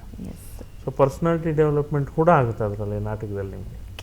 ಯಾಕೆಂದರೆ ಹೆಂಗೆ how to manage things, how to manage the situations, time, people ಎಲ್ಲ ಗೊತ್ತಾಗ್ಬಿಡುತ್ತೆ. ಒಂಥರ ಇದು ರೆವಲ್ಯೂಷನ್ನೇ ಕ್ರಿಯೇಟ್ ಮಾಡಿದಂಥ ಒಂದು ಸಂದರ್ಭ. ಒಂದು ಸಾಂಗ್ ಬರೀತೀರಾ, ಅದಕ್ಕೆ ಆ ಸಾಂಗ್ ಸೂಪರ್ ಹಿಟ್ ಆಗಿ ನಿಮಗೆ ಪೊಲೀಸ್ ಪ್ರೊಟೆಕ್ಷನ್ ಬೇರೆ ಕೊಟ್ಟಿರ್ತಾರೆ. ನನಗಲ್ಲ, ಇವ್ರಿಗೆ ನಮ್ಮ CS. ಸೊ ಆ ಒಂದು ಸಂದರ್ಭ, ಒಂದು ಹಾಡು ಬಗ್ಗೆ ಮಾತಾಡಬೇಕು ಅಂತ ಹೇಳಿದ್ರೆ ಫಸ್ಟ್ ಟೈಮು ಆ ಥರದ್ದೊಂದು ಸಾಂಗು ಬೇಕು ಅಂತ. ಅಂದರೆ ರೌಡಿಗಳೆಲ್ಲ ಹಾಡಿದ್ರೆ ಹೆಂಗಿರುತ್ತೆ ಅಂತ, ಅದು ನ್ಯಾಚುರಲ್ ಆಗಿರಬೇಕು ಅಂತ ನಾನೇನು ಮಾಡಿದೆ, ನನ್ನ ರೌಡಿ ಬುದ್ಧಿಯೆಲ್ಲ ಉಪಯೋಗಿಸಿ ಕೆಂಚಾಲೋ ಮಚ್ಚಲೋ ಬರೆದೆ. ಆ ಹಾಡಾಯಿತು, ಹಾಡಿಸಿದ್ದು ಆಗೋಯ್ತು ಅಶ್ವಥ್ ಅವರು ಮತ್ತು ಗುರುರಾಜ್ ಹೊಸಕೋಟೆ ಅವ್ರ ಜೊತೆ ಹಾಡಿಸಿದ್ದು ಆಗೋಯ್ತು. ಒಂದು ಸೂಪರ್ ಹಿಟ್ ಆಗೋಯ್ತು ಹಾಡು. ಒಂದು ದಿವಸ ಅವ್ರ ಮನೆಗೆ ಹೋಗಿದ್ದೀನಿ, ಅಶ್ವಥ್ ಸರ್ ಮನೆಗೆ. ಬಾಗಿಲು ತೆಗೆದ್ರೆ ಬಂದು ಅವರೇ ತೆಗೆದ್ರು. ನಾನು ನೋಡೋದು, ಸರ್ ನಮಸ್ಕಾರ ರೀ, ನಾಗೇಂದ್ರ ಪ್ರಸಾದ್ ಅಂದರು. ಸರ್ ಹೇಳಿ ಸರ್. ಬಂದ್ರಿ ಒಳಗೆ. ನಾನು ಯಾಕೆ ಹಿಂಗೆ ಜೋರಾಗಿ ಕೂಗ್ತಾವ್ರಂತ, ಬಂದ್ರಿ ಒಳಗೆ. ಒಳಗಡೆ ಹೋದೆ, ಬಾಗಿಲು ದಡ ಅಂತ ಹಾಕಿದ್ರು. ಏನು ರೀ, ಏನು ಸರ್ ಏನು ರೀ, ರೌಡಿಗಳ ಹೆಸರೆಲ್ಲ ಬರೆದಿದ್ದೀರಂತಲ್ರಿ ಹಾಡಲ್ಲಿ ಅಂತ. ಯಾಕೆ ಸರ್ ಹೇಳಿ, ಈ ಪೊಲೀಸ್ ಪ್ರೊಟೆಕ್ಷನ್ ಎಲ್ಲ ತೊಗೊಂಡಿರಿ, DIG ಅವ್ರಿಗೆಲ್ಲ ಫೋನ್ ಮಾಡಿಬಿಟ್ಟು, ಅವನು ಪೆಟ್ರೋಲ್ ಬಂಕಲ್ಲಿ ಪೆಟ್ರೋಲ್ ಹಾಕ್ಸ್ಕೊಳಕ್ಕೆ ಹೋಗ್ತೀನಿ, ನಾನು ನನ್ನ ಹೆಂಡತಿ ಇದ್ದೀವಿ, ಪೆಟ್ರೋಲ್ ಹಾಕ್ತಾಯಿದ್ದಾನೆ ಸರ್, ನಿಮ್ಗೆ ಎಷ್ಟು ಧೈರ್ಯ ಆ ಹಾಡು ಹಾಡೋಕ್ಕೆ ಅಂತಲೇ ಬಂದು. ನಾನು ಯಾವ ಹಾಡು ಅಂದರೆ ಕೆಂಚಾಲ ಮಚ್ಚಾಲ ಎಲ್ಲ ರೌಡಿಗಳ ಹೆಸರು ಹೇಳಿದ್ರೆ ಎಷ್ಟು ಧೈರ್ಯ ನಿಮಗೆ ಅಂತಾನೆ. ಏನ್ರಿ ಧೈರ್ಯ, ರೌಡಿಗಳೆಲ್ಲ ಬರೆದಿದ್ದೀರೇನ್ರಿ ಅವ್ರ ಹೆಸರೆಲ್ಲ? ಇಲ್ಲ ಸರ್, ಆಯಿತು ಬಿಡಿ, ಸೂಪರ್ ಹಿಟ್ ಆಗಿದೆ ಅಂತ. ಎಷ್ಟು ದೊಡ್ಡಿಟ್ಟು ಗೊತ್ತೇನೆ ಅಂತ ಅವ್ರ ಮೊಮ್ಮಗಳು ಯಾರೋ ಅಮೇರಿಕಾಯಿಂದ ಅದನ್ನು ಡ್ಯಾನ್ಸ್ ಮಾಡಿದ್ದು ಅಂತ ಲ್ಯಾಪ್ಟಾಪೆಲ್ಲ ಓಪನ್ ಮಾಡಿ ತೋರಿಸೋರು. ಅಲ್ಲಿ ಎಲ್ಲೆಲ್ಲ ಹಾಡಿದ್ರಿ ಹಾಡು ಅಂತ, ಡ್ಯಾನ್ಸ್ ಮಾಡಿದ್ದಾರೆ ಅಂತ. ಅಲ್ಲ ಸರ್, ಆ ಒಂದು ಅಶ್ವಥ್ ಸರ್ ಸಾಂಗ್ ಅಂದ್ರೆ ಲೈಕ್ ನೀವು ಬರ್ದಿರೋಂಥ ಕೆಂಚಾಲು ಮಂಚಾಲು ಸಾಂಗಲ್ಲಿ ಅಶ್ವಥ್ ಸರ್ ವಾಯ್ಸಲ್ಲಿ ಆ ಕಾಂಬಿನೇಷನ್ನೇ ನಮಗೆ ಒಂಥರ ಅದೇ ಮೇ ಬಿ ಹಿಟ್ ಆಗೋಕ್ಕೂ ಒಂದು ಫಾರ್ಮುಲಾ ಅಂತ ಹೇಳ್ಬೋದಲ್ವ. ಆ್ಯಂಡ್ ಮುಕುಂದ ಮುರಾರೆ ಈಗಲೂ ಕೂಡ ಎಷ್ಟೋ ಥರ ಇವಾಗ ಮೋಟಿವೇಶ್ನಲ್ ಸ್ಪೀಚ್ ಕೇಳೋದಂತಲ್ಲ, ಯಾರೋ ಒಬ್ರು ಮಾತಾಡಿದಾಗ ಮೋಟಿವೇಟ್ ಆಗೋವಂಥದ್ದಲ್ಲ. ಈಗಿನ ಜನ್ರೇಷನಲ್ಲಿ ಸರ್ ಇರುವಂತಹ ಸ್ಟ್ರೆಸ್ ಲೆವೆಲ್ ಆಗಲಿ ಅಥವಾ ಈಗಿನ ಒಂದು ವಾತಾವರಣ, ಫಾಸ್ಟ್ ಫುಡ್ ಆಗಲೇ ಹೇಳಿದ್ರಿ, ಎಲ್ಲ ಫಿಂಗರ್ ಟಿಪ್ಪಲ್ಲಿ ಆಗಿಬಿಡ್ಬೇಕು. ಇಂಥ ಸಮಯದಲ್ಲಿ ಒಂದು ಸೈಲೆನ್ಸ್ ಅಂತ ಬರುತ್ತೆ, ಬ್ರೇಕ್ ಡೌನ್ ಅಂತ ಬರುತ್ತೆ, ಎಲ್ಲರ ಲೈಫಲ್ಲೂ ಬಂದಿರುತ್ತೆ. ಅಂಥ ಟೈಮಲ್ಲಿ ಈ ನೀನೇ ರಾಮ ನೀನೇ ಶ್ಯಾಮ ಸಾಂಗ್ನ ಕೇಳಿದ್ರೆ ಒಂಥರ ಇಮ್ಮಿಡಿಯೇಟ್ಲಿ ಎಸ್ ಲೈಫ್ ಇದೆ ಅಂತ ನಡ್ಕೊಂಡು ಹೋಗುವಂಥ ಒಂದು ಸಾಲಲ್ಲಿ ಅದ್ಭುತವಾಗಿ ನಿಲ್ಲುವಂಥ ಒಂದು. ನಿಮಗೆ ಆ ಒಂದು ಲಿರಿಕ್ಸ್ ಬರಿಬೇಕಾದ್ರೆ ನಿಮ್ಮ ಎಕ್ಸ್ಪೀರಿಯನ್ಸ್ನ ಹಾಕಿದ್ರ ಅಥವಾ ಅಷ್ಟು ಮೀನಿಂಗ್ಫುಲ್ ಸಾಂಗ್ ಹೆಂಗೆ ಸರ್ ಬಂತು? ಅದು ಒಂದು ರಿಮೇಕ್ ಸಿನಿಮಾ. ಅದು ರಿಮೇಕ್ ಸಿನಿಮಾದಲ್ಲಿ ನಾನು ಇಲ್ಲಿವರೆಗೂ ಏನಂದರೆ ರಿಮೇಕ್ ಸಿನಿಮಾ ಹಾಡು ಯಾವುದು ಕೂಡ ರಿಮೇಕ್ ಮಾಡಿಲ್ಲ ಲಿರಿಕ್ಕು. ಅದೇ ಸಿಚುವೇಶನ್ ಇರುತ್ತೆ. ಈಗ ನಿಮ್ಗೆ ಎಕ್ಸಾಂಪಲ್ ಹೇಳೋಕಂದ್ರೆ ಲಾಲಿ ಲಾಲಿ ಲಾಲಿ ಲಾಲಿ ಶ್ರೀಚಕ್ರಧಾರಿಗೆ ಶಿರಬಾಯಿ ಲಾಲಿ ಕೇಳಿದ್ದೀರಿ ಎಲ್ಲರೂ. ಲಾಲಿ ಅನ್ನೋದು ಫಿಕ್ಸು ಆ ಹಾಡಿಗೆ. ಬಟ್ ಒರಿಜಿನಲಲ್ಲಿ ಏನಿದೆಯೋ ಅದು ಅದಕ್ಕೆ ಹತ್ತಿರ ಇರಬೇಕು, ಆದರೆ ಅದಲ್ಲ. ಇದು ಅಲ್ಲಿರೋ ಚಾಲೆಂಜು. ನಾನು ಶ್ರೀ ಕನಕದಾಸರದು ಕೃಷ್ಣನಿಗೆ ಲಾಲಿ, ಲಿಂಗಕ್ಕೆ ಜಂಗಮರ ವಚನಗಳ ಲಾಲಿ. ಲಿಂಗ ಜಂಗಮ ಕಾನ್ಸೆಪ್ಟ್ ಆಗಲಿ ಶ್ರೀ ಕನಕದಾಸ ಆಗಲಿ ತೆಲುಗಲ್ಲೆಲ್ಲ ಇಲ್ಲ, ಕರೆಕ್ಟಾ? ಬಟ್ ಲಾಲಿ ಬೇಕು ಆ ಕಂಟೆಂಟ್ಗೆ. ತಾಯಿ ಮಗುನ ಮಲಗಿಸೋದೇ ಹಾಡೋದು. ಸೊ ಆ ಲಾಲಿನ ಎತ್ಕೊಂಡೆ, ಉಳಿದಿದ್ನೆಲ್ಲ ನಾನು ಆ ಕೃಷ್ಣನ ಇಟ್ಕೊಂಡು ಬರೀಬೇಕಿತ್ತು ಅವರು ಇದ್ರ ಪ್ರಕಾರ. ಸೊ ಬರೆದೆ ವಿಷ್ಣು ಕೃಷ್ಣ ರಾಮ ಎಲ್ಲವೂ ಆಗಿ. ಇದು ಒಂದು ಕಡೆ. ಇದನ್ನು ಯಾಕೆ ಹೇಳ್ತಾ ಏನಂದರೆ, ರೀಮೇಕ್ ಸಿನಿಮಾ ಮಾಡುವಾಗ ನಾನು ರೀಮೇಕ್ ಲಿರಿಕ್ ಬರೆಯಲ್ಲ ಅಂದಮೇಲೆ ಇರುವಂಥ ಚಾಲೆಂಜಸ್ ಏನು ಅಂತ. ನೀನೇ ರಾಮ ನೀನೇ ಶ್ಯಾಮ ಕೂಡ ಅಲ್ಲಿ ತೆಲುಗು, ತಮಿಳು, ಹಿಂದಿ 3 ಭಾಷೆಯಲ್ಲಿ ಆ ಸಿನಿಮಾ ಇದೆ. 3 ಬೇರೆ ಬೇರೆ ಇದೆ, ಸ್ವಲ್ಪ ಹೆಚ್ಚುಕಮ್ಮಿ ಅಲ್ಲಲ್ಲೇ ಇದೆ. ನಾನು ಆ 3 ಬರೀಬಾರ್ದು. ನನ್ನ ಚಾಲೆಂಜ್ ನೋಡಿ ಹೆಂಗಿದೆ. ನನಗಿರೋ ಪ್ರೆಷರ್ ಏನಂದರೆ ನಾನು ಬರೆಯಲ್ಲ, ಕಾಪಿ ಮಾಡೋದಿಲ್ಲ. ಅದನ್ನು ಕಾಪಿ ಮಾಡಬಾರ್ದು, ಹೊಸದಾಗಿ ಬರೀಬೇಕು. ಹೊಸದಾಗಿ ಬರೀಕ್ಕೆ ಏನು ಉಳಿಸಿದ್ದಾರೆ ಅಲ್ಲಿ 3 ಲ್ಯಾಂಗ್ವೇಜ್ ಅವರು ಅಲ್ವಾ? ಈ ಚಾಲೆಂಜ್ ಇದ್ದಾಗ ನಾನು 3 ಕೇಳಿಬಿಟ್ಟು ಒಂದು 10 ನಿಮಿಷ ಯೋಚನೆ ಮಾಡಿದೆ. ನಾನಂತೂ ಯಾವುದೇ ಕಾರಣಕ್ಕೂ ಹಾಡ್ಬೇಕಾದ್ರೆ ಬಿಟ್ಬಿಡ್ತೀನಿ, ಕಾಪಿ ಮಾಡ್ಕೊಳಕ್ಕೋಲ್ಲ. ತಿರ್ಗಿ ಅವ್ರು ಬರ್ದಿದ್ದನ್ನೇ ನಾನು ಬರ್ಕೊಂಡು ಏನು ಮಜಾ ಇರುತ್ತೆ. ಆವಾಗ 10 ನಿಮಿಷ ಯೋಚನೆ ಮಾಡಿ ಶುರು ಮಾಡಿದೆ, ಆಗೋಯ್ತು ಹಾಡು. 10 ನಿಮಿಷದಲ್ಲಿ ಅದು ಕಂಪೋಸ್ ಆದಂಥ ಒಂದು ಅಷ್ಟೇ. ಅಂದರೆ ನೀವು ಎಲ್ಲಿ ಹೋಗ್ತೀರ ಅನ್ನೋದು ಗೊತ್ತಾಗಬೇಕಷ್ಟೇ. ಡಿಸೈಡ್ ಮಾಡಬೇಕು. ಡಿಸೈಡ್ ಮಾಡಿದ್ರೆ ಎಲ್ಲ. ಅದ್ರಲ್ಲಿ ಹೆಂಗೆ ಸರ್ ಗುಡಿಯ ಕಟ್ಟಿದ ಬಡವನೆದೆಗೆ ಗುಡಿಸಲಿರುವೆ ಅದೆಲ್ಲ ಅಂದರೆ ಬಡವನಿಗೂ ಕನೆಕ್ಟ್ ಆಗುತ್ತೆ. ಲೈಫ್ ಎಷ್ಟು ಸಿಂಪಲ್ ಆಗಿದೆ ಅಂತ. ಅಷ್ಟು ದೊಡ್ಡ ದೊಡ್ಡ ಮಾತುಗಳು ಈಗಲೂ ನಮಗೆ ಕೇಳಬೇಕು ಅಂತಂದರೆ ಮೈ ಜುಮ್ಮನ್ನುತ್ತೆ. ಅದು ಎವರ್ಗ್ರೀನ್ ಸಾಂಗ್. ಅದೇ ಹೇಳಿಲ್ವಾ, ನಾವಿಲ್ಲ ಅಂದರೂ ನಮ್ಮ ಕೆಲಸ ಮಾತಾಡಬೇಕು ಅಂತ. ಅದೆಲ್ಲ ಸಾಲುಗಳಿಗೆ ಸೇರುವಂಥ ಒಂದು ಸಾಂಗ್ಗಳು. ಇವನ್ SSLC ರಂಗ SSLC ಸಿನಿಮಾದು ಒಂದು ಬ್ಯೂಟಿಫುಲ್ ಸಾಂಗ್ಸ್. ನಿಮ್ದೆಲ್ಲ ಎಲ್ಲಾನು ಎವರ್ಗ್ರೀನ್ ಸಾಂಗ್. ಇವಾಗಿಂದ ಅವಾಗವರೆಗೂ ಒಂಥರ ನೀವು ರಾಕ್ ಸ್ಟಾರ್ ಆಗೇ ಇದ್ದೀರಾ ಸರ್. ನಿಮ್ಮ ಕೊಡುಗೆ ನಮ್ಮ ಕನ್ನಡ ಚಿತ್ರರಂಗಕ್ಕೆ ನಿಜವಾಗ್ಲೂ ಹೇಳ್ತೀನಿ, ನೀವೊಂಥರ ಆಸ್ತಿ ಅಂತ ಹೇಳ್ಬೋದು. ದೊಡ್ಡ ಆಸ್ತಿ ಸರ್. ನಿಮ್ಮನ್ನು ಸಂಭ್ರಮಿಸೋದೇ, ನೀವು ಇಲ್ಲಿರೋದೇ ನಮಗೆ ಒಂಥರ ಕೊಡುಗೆ ಅಂತ ಹೇಳ್ಬೋದು. ಸೊ ನಿಮ್ಮ ಮ್ಯೂಸಿಕ್ ಬಜಾರಲ್ಲಿ ಎಲ್ಲ ಹೊಸಬ್ರಿಗೂ, ಹೊಸ ಆಲ್ಬಮ್ಸ್ಗಳಿಗೂ, ಸಿನಿಮಾಗಳಿಗೂ ಓಪನ್ ಪ್ಲ್ಯಾಟ್ಫಾರ್ಮ್ ಅಂತ ಹೇಳ್ಬೋದಲ್ಲ ಸರ್. ತುಂಬ ದೊಡ್ಡ ಒಂದು ಪ್ಲ್ಯಾಟ್ಫಾರ್ಮ್. ಯಾಕಂದರೆ ಈ ಇಂಡಸ್ಟ್ರಿನಲ್ಲೇ ಇಷ್ಟು ವರ್ಷ ನೀವೆಲ್ಲ ಅಪ್ಸ್ ಆ್ಯಂಡ್ ಡೌನ್ಸ್ನ ನೋಡ್ಕೊಂಬಂದು, ಪ್ರಾಕ್ಟಿಕಲ್ ಆಗಿ ಅಪ್ಸ್ ಆ್ಯಂಡ್ ಡೌನ್ಸ್ ನೋಡ್ಕೊಂಬಂದು ಮುಂದಿನ ಪೀಳಿಗೆ ನಿಲ್ಲಬಾರ್ದು, ಸಾಹಿತ್ಯಗಾರರು ಹಾಗೆ ಬರ್ತಾ ಇರಬೇಕು ಅನ್ನೋದಕ್ಕೆ ಎಲ್ಲ ದೊಡ್ಡ- ಈಗ ನೆಕ್ಸ್ಟ್ ಈಗ ಅದೇ ಅನ್ಕೊಂಡು ಒಂದಷ್ಟು ಮ್ಯೂಸಿಕಲ್ ವಿಷಯಗಳಿಗೆ ಸಂಬಂಧಪಟ್ಟಂತೆ ಲಿರಿಕಲ್ ವಿಷಯಗಳಿಗೆ ಸಂಬಂಧಪಟ್ಟಂತೆ ಹೊಸಬರನ್ನ ಟ್ರೈನ್ ಮಾಡಬೇಕು ಲಿರಿಕ್ ಇದಕ್ಕೆ.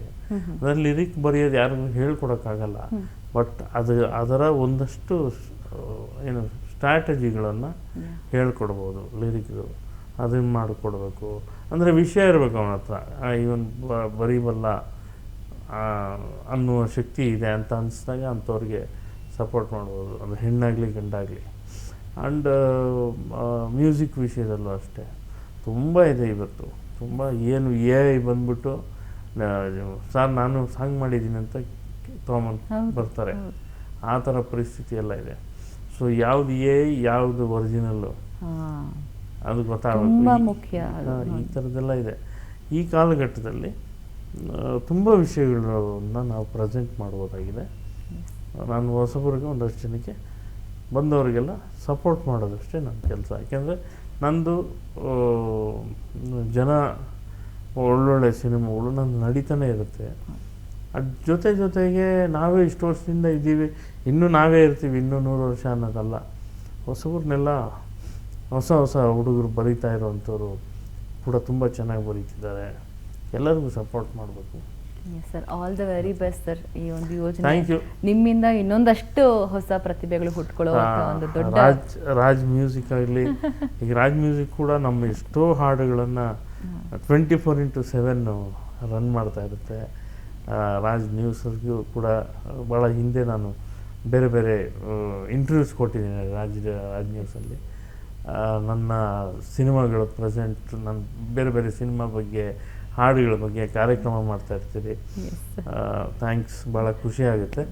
ರಾಜ್ ನ್ಯೂಸ್ ಮತ್ತು ರಾಜ್ ಮ್ಯೂಸಿಕ್ ಎರಡು ಸಿಬ್ಬಂದಿಗಳಿಗೆ ಪ್ರತಿಯೊಬ್ಬರಿಗೂ ಒಳ್ಳೆಯದಾಗಲಿ ಅಂತ ಹಾರೈಸ್ತೀನಿ. Thank you so much. ಇನ್ನು ನಿಮ್ಮ ಸಹಕಾರ ಹಿಂಗೆ ಬೇಕಾಗ್ತಾನೆ ಇರುತ್ತೆ ಮುಂದೆ. ಇನ್ನೊಂದಷ್ಟು ಕಾರ್ಯಕ್ರಮಗಳು ನಿಮ್ಮಿಂದ ನಾವು ಎಕ್ಸ್ಪೆಕ್ಟ್ ಮಾಡ್ತಾನೆ ಇರ್ತೀನಿ, ನಮ್ಮ ರಾಜ್ ಮ್ಯೂಸಿಕ್ ಸಹಯೋಗದೊಂದಿಗೆ ಕೂಡ. ಹೌದು, ಮುಂದಿನ ಎಲ್ಲ ಯೋಜನೆಗಳು ತುಂಬ ಚೆನ್ನಾಗಾಗಲಿ sir.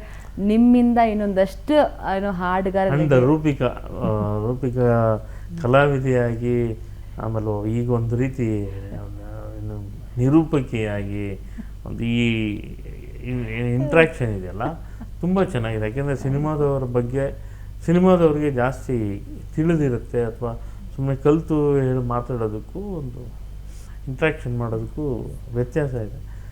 I felt very happy, comfortable. Thank you very much. Thank you so much sir. With your guidance from many years ತುಂಬ ಖುಷಿಯಾಗುತ್ತೆ ನಿಮ್ಮಂಥ ಒಳ್ಳೆಯವರ ಒಂದು ನನ್ನ ಲೈಫಲ್ಲಿ ಗೈಡರ್ ಆಗಿ ಸಿಕ್ಕಿದ್ದಾರೆ ಅಂತ. ಸೊ ಅದಕ್ಕೆ ಲೈಫ್ ಆಫ್ ಸಾಧಕ ಜೀವನಾನ ಸಂಭ್ರಮಿಸುವಂಥ ಒಂದು ವಿಭಿನ್ನ ಪ್ರಯತ್ನ ಮಾಡ್ತಾ ಹೋಗ್ತಾ ಇದ್ದೀವಿ. ಈ ಒಂದು ಸಾಧಕರ ಒಂದು ಕುರ್ಚಿಯಲ್ಲಿ ಮುಂದೆ ನೀವು ಯಾವ ಸಾಧಕನ ನೋಡೋಕೆ ಇಷ್ಟಪಡ್ತೀರಾ? ಇನ್ನು ಅದರ್ ರೈಟರ್ಸ್ ಇದ್ದಾರೆ, ಕಂಪೋಸರ್ಸ್ ಇದ್ದಾರೆ, ಆರ್ಟಿಸ್ಟ್ ತುಂಬ ಜನ ಇದ್ದಾರೆ. ನಾನು ಯಾವ ಒಬ್ಬರ ಹೆಸರು ಹೇಳೋಕ್ಕಾಗುತ್ತಾ? ಯಾರು ಸಡನ್ ಆಗಿ ನಾನು ಸಾಧಕ ಅಲ್ವಾ ಅಂತ ಅನ್ಸುತ್ತೆ. ಇಲ್ಲ, ಹಂಗಾಗ್ಬಾರ್ದು. ತುಂಬ ಜನ ಇದ್ದಾರೆ, ಒಬ್ಬರ ಹೆಸರು ಹೇಳೋದು ತಪ್ಪಾಗ್ಬಿಡುತ್ತೆ. ನೋಡಿದ್ರಲ್ಲ ವೀಕ್ಷಕರೇ, ಇದಾಗಿತ್ತು ಇವತ್ತಿನ ಲೈಫ್ ಆಫ್ ಸಾಧಕ ಕವಿರತ್ನ ಸಾಹಿತ್ಯದಾಸ doctor V Nagendra Prasad sir ಅವರ ವಿಶೇಷ ಪಾಡ್ಕ್ಯಾಸ್ಟ್. ಮುಂದೆ ಈ ಒಂದು ಸಾಧಕನ ಕುರ್ಚಿಯಲ್ಲಿ ಯಾರು ಬರ್ತಾರೆ ಅಂತ ಕ್ಯೂರಿಯಾಸಿಟಿಯಿಂದ ಕಾಯ್ತಾರಿ. ಅಲ್ಲಿವರೆಗೂ ನಾನು ನಿಮ್ಮ ಪ್ರೀತಿಯ ರೂಪಿಕಾ, ರಾಜ್ ಮ್ಯೂಸಿಕ್ ಹಾಗೆ ರಾಜ್ ನ್ಯೂಸ್ನ ಎಲ್ಲ ವೀಕ್ಷಕರಿಗೂ ನಮಸ್ಕಾರ ಹೇಳ್ತಾ ಇದ್ದೀನಿ.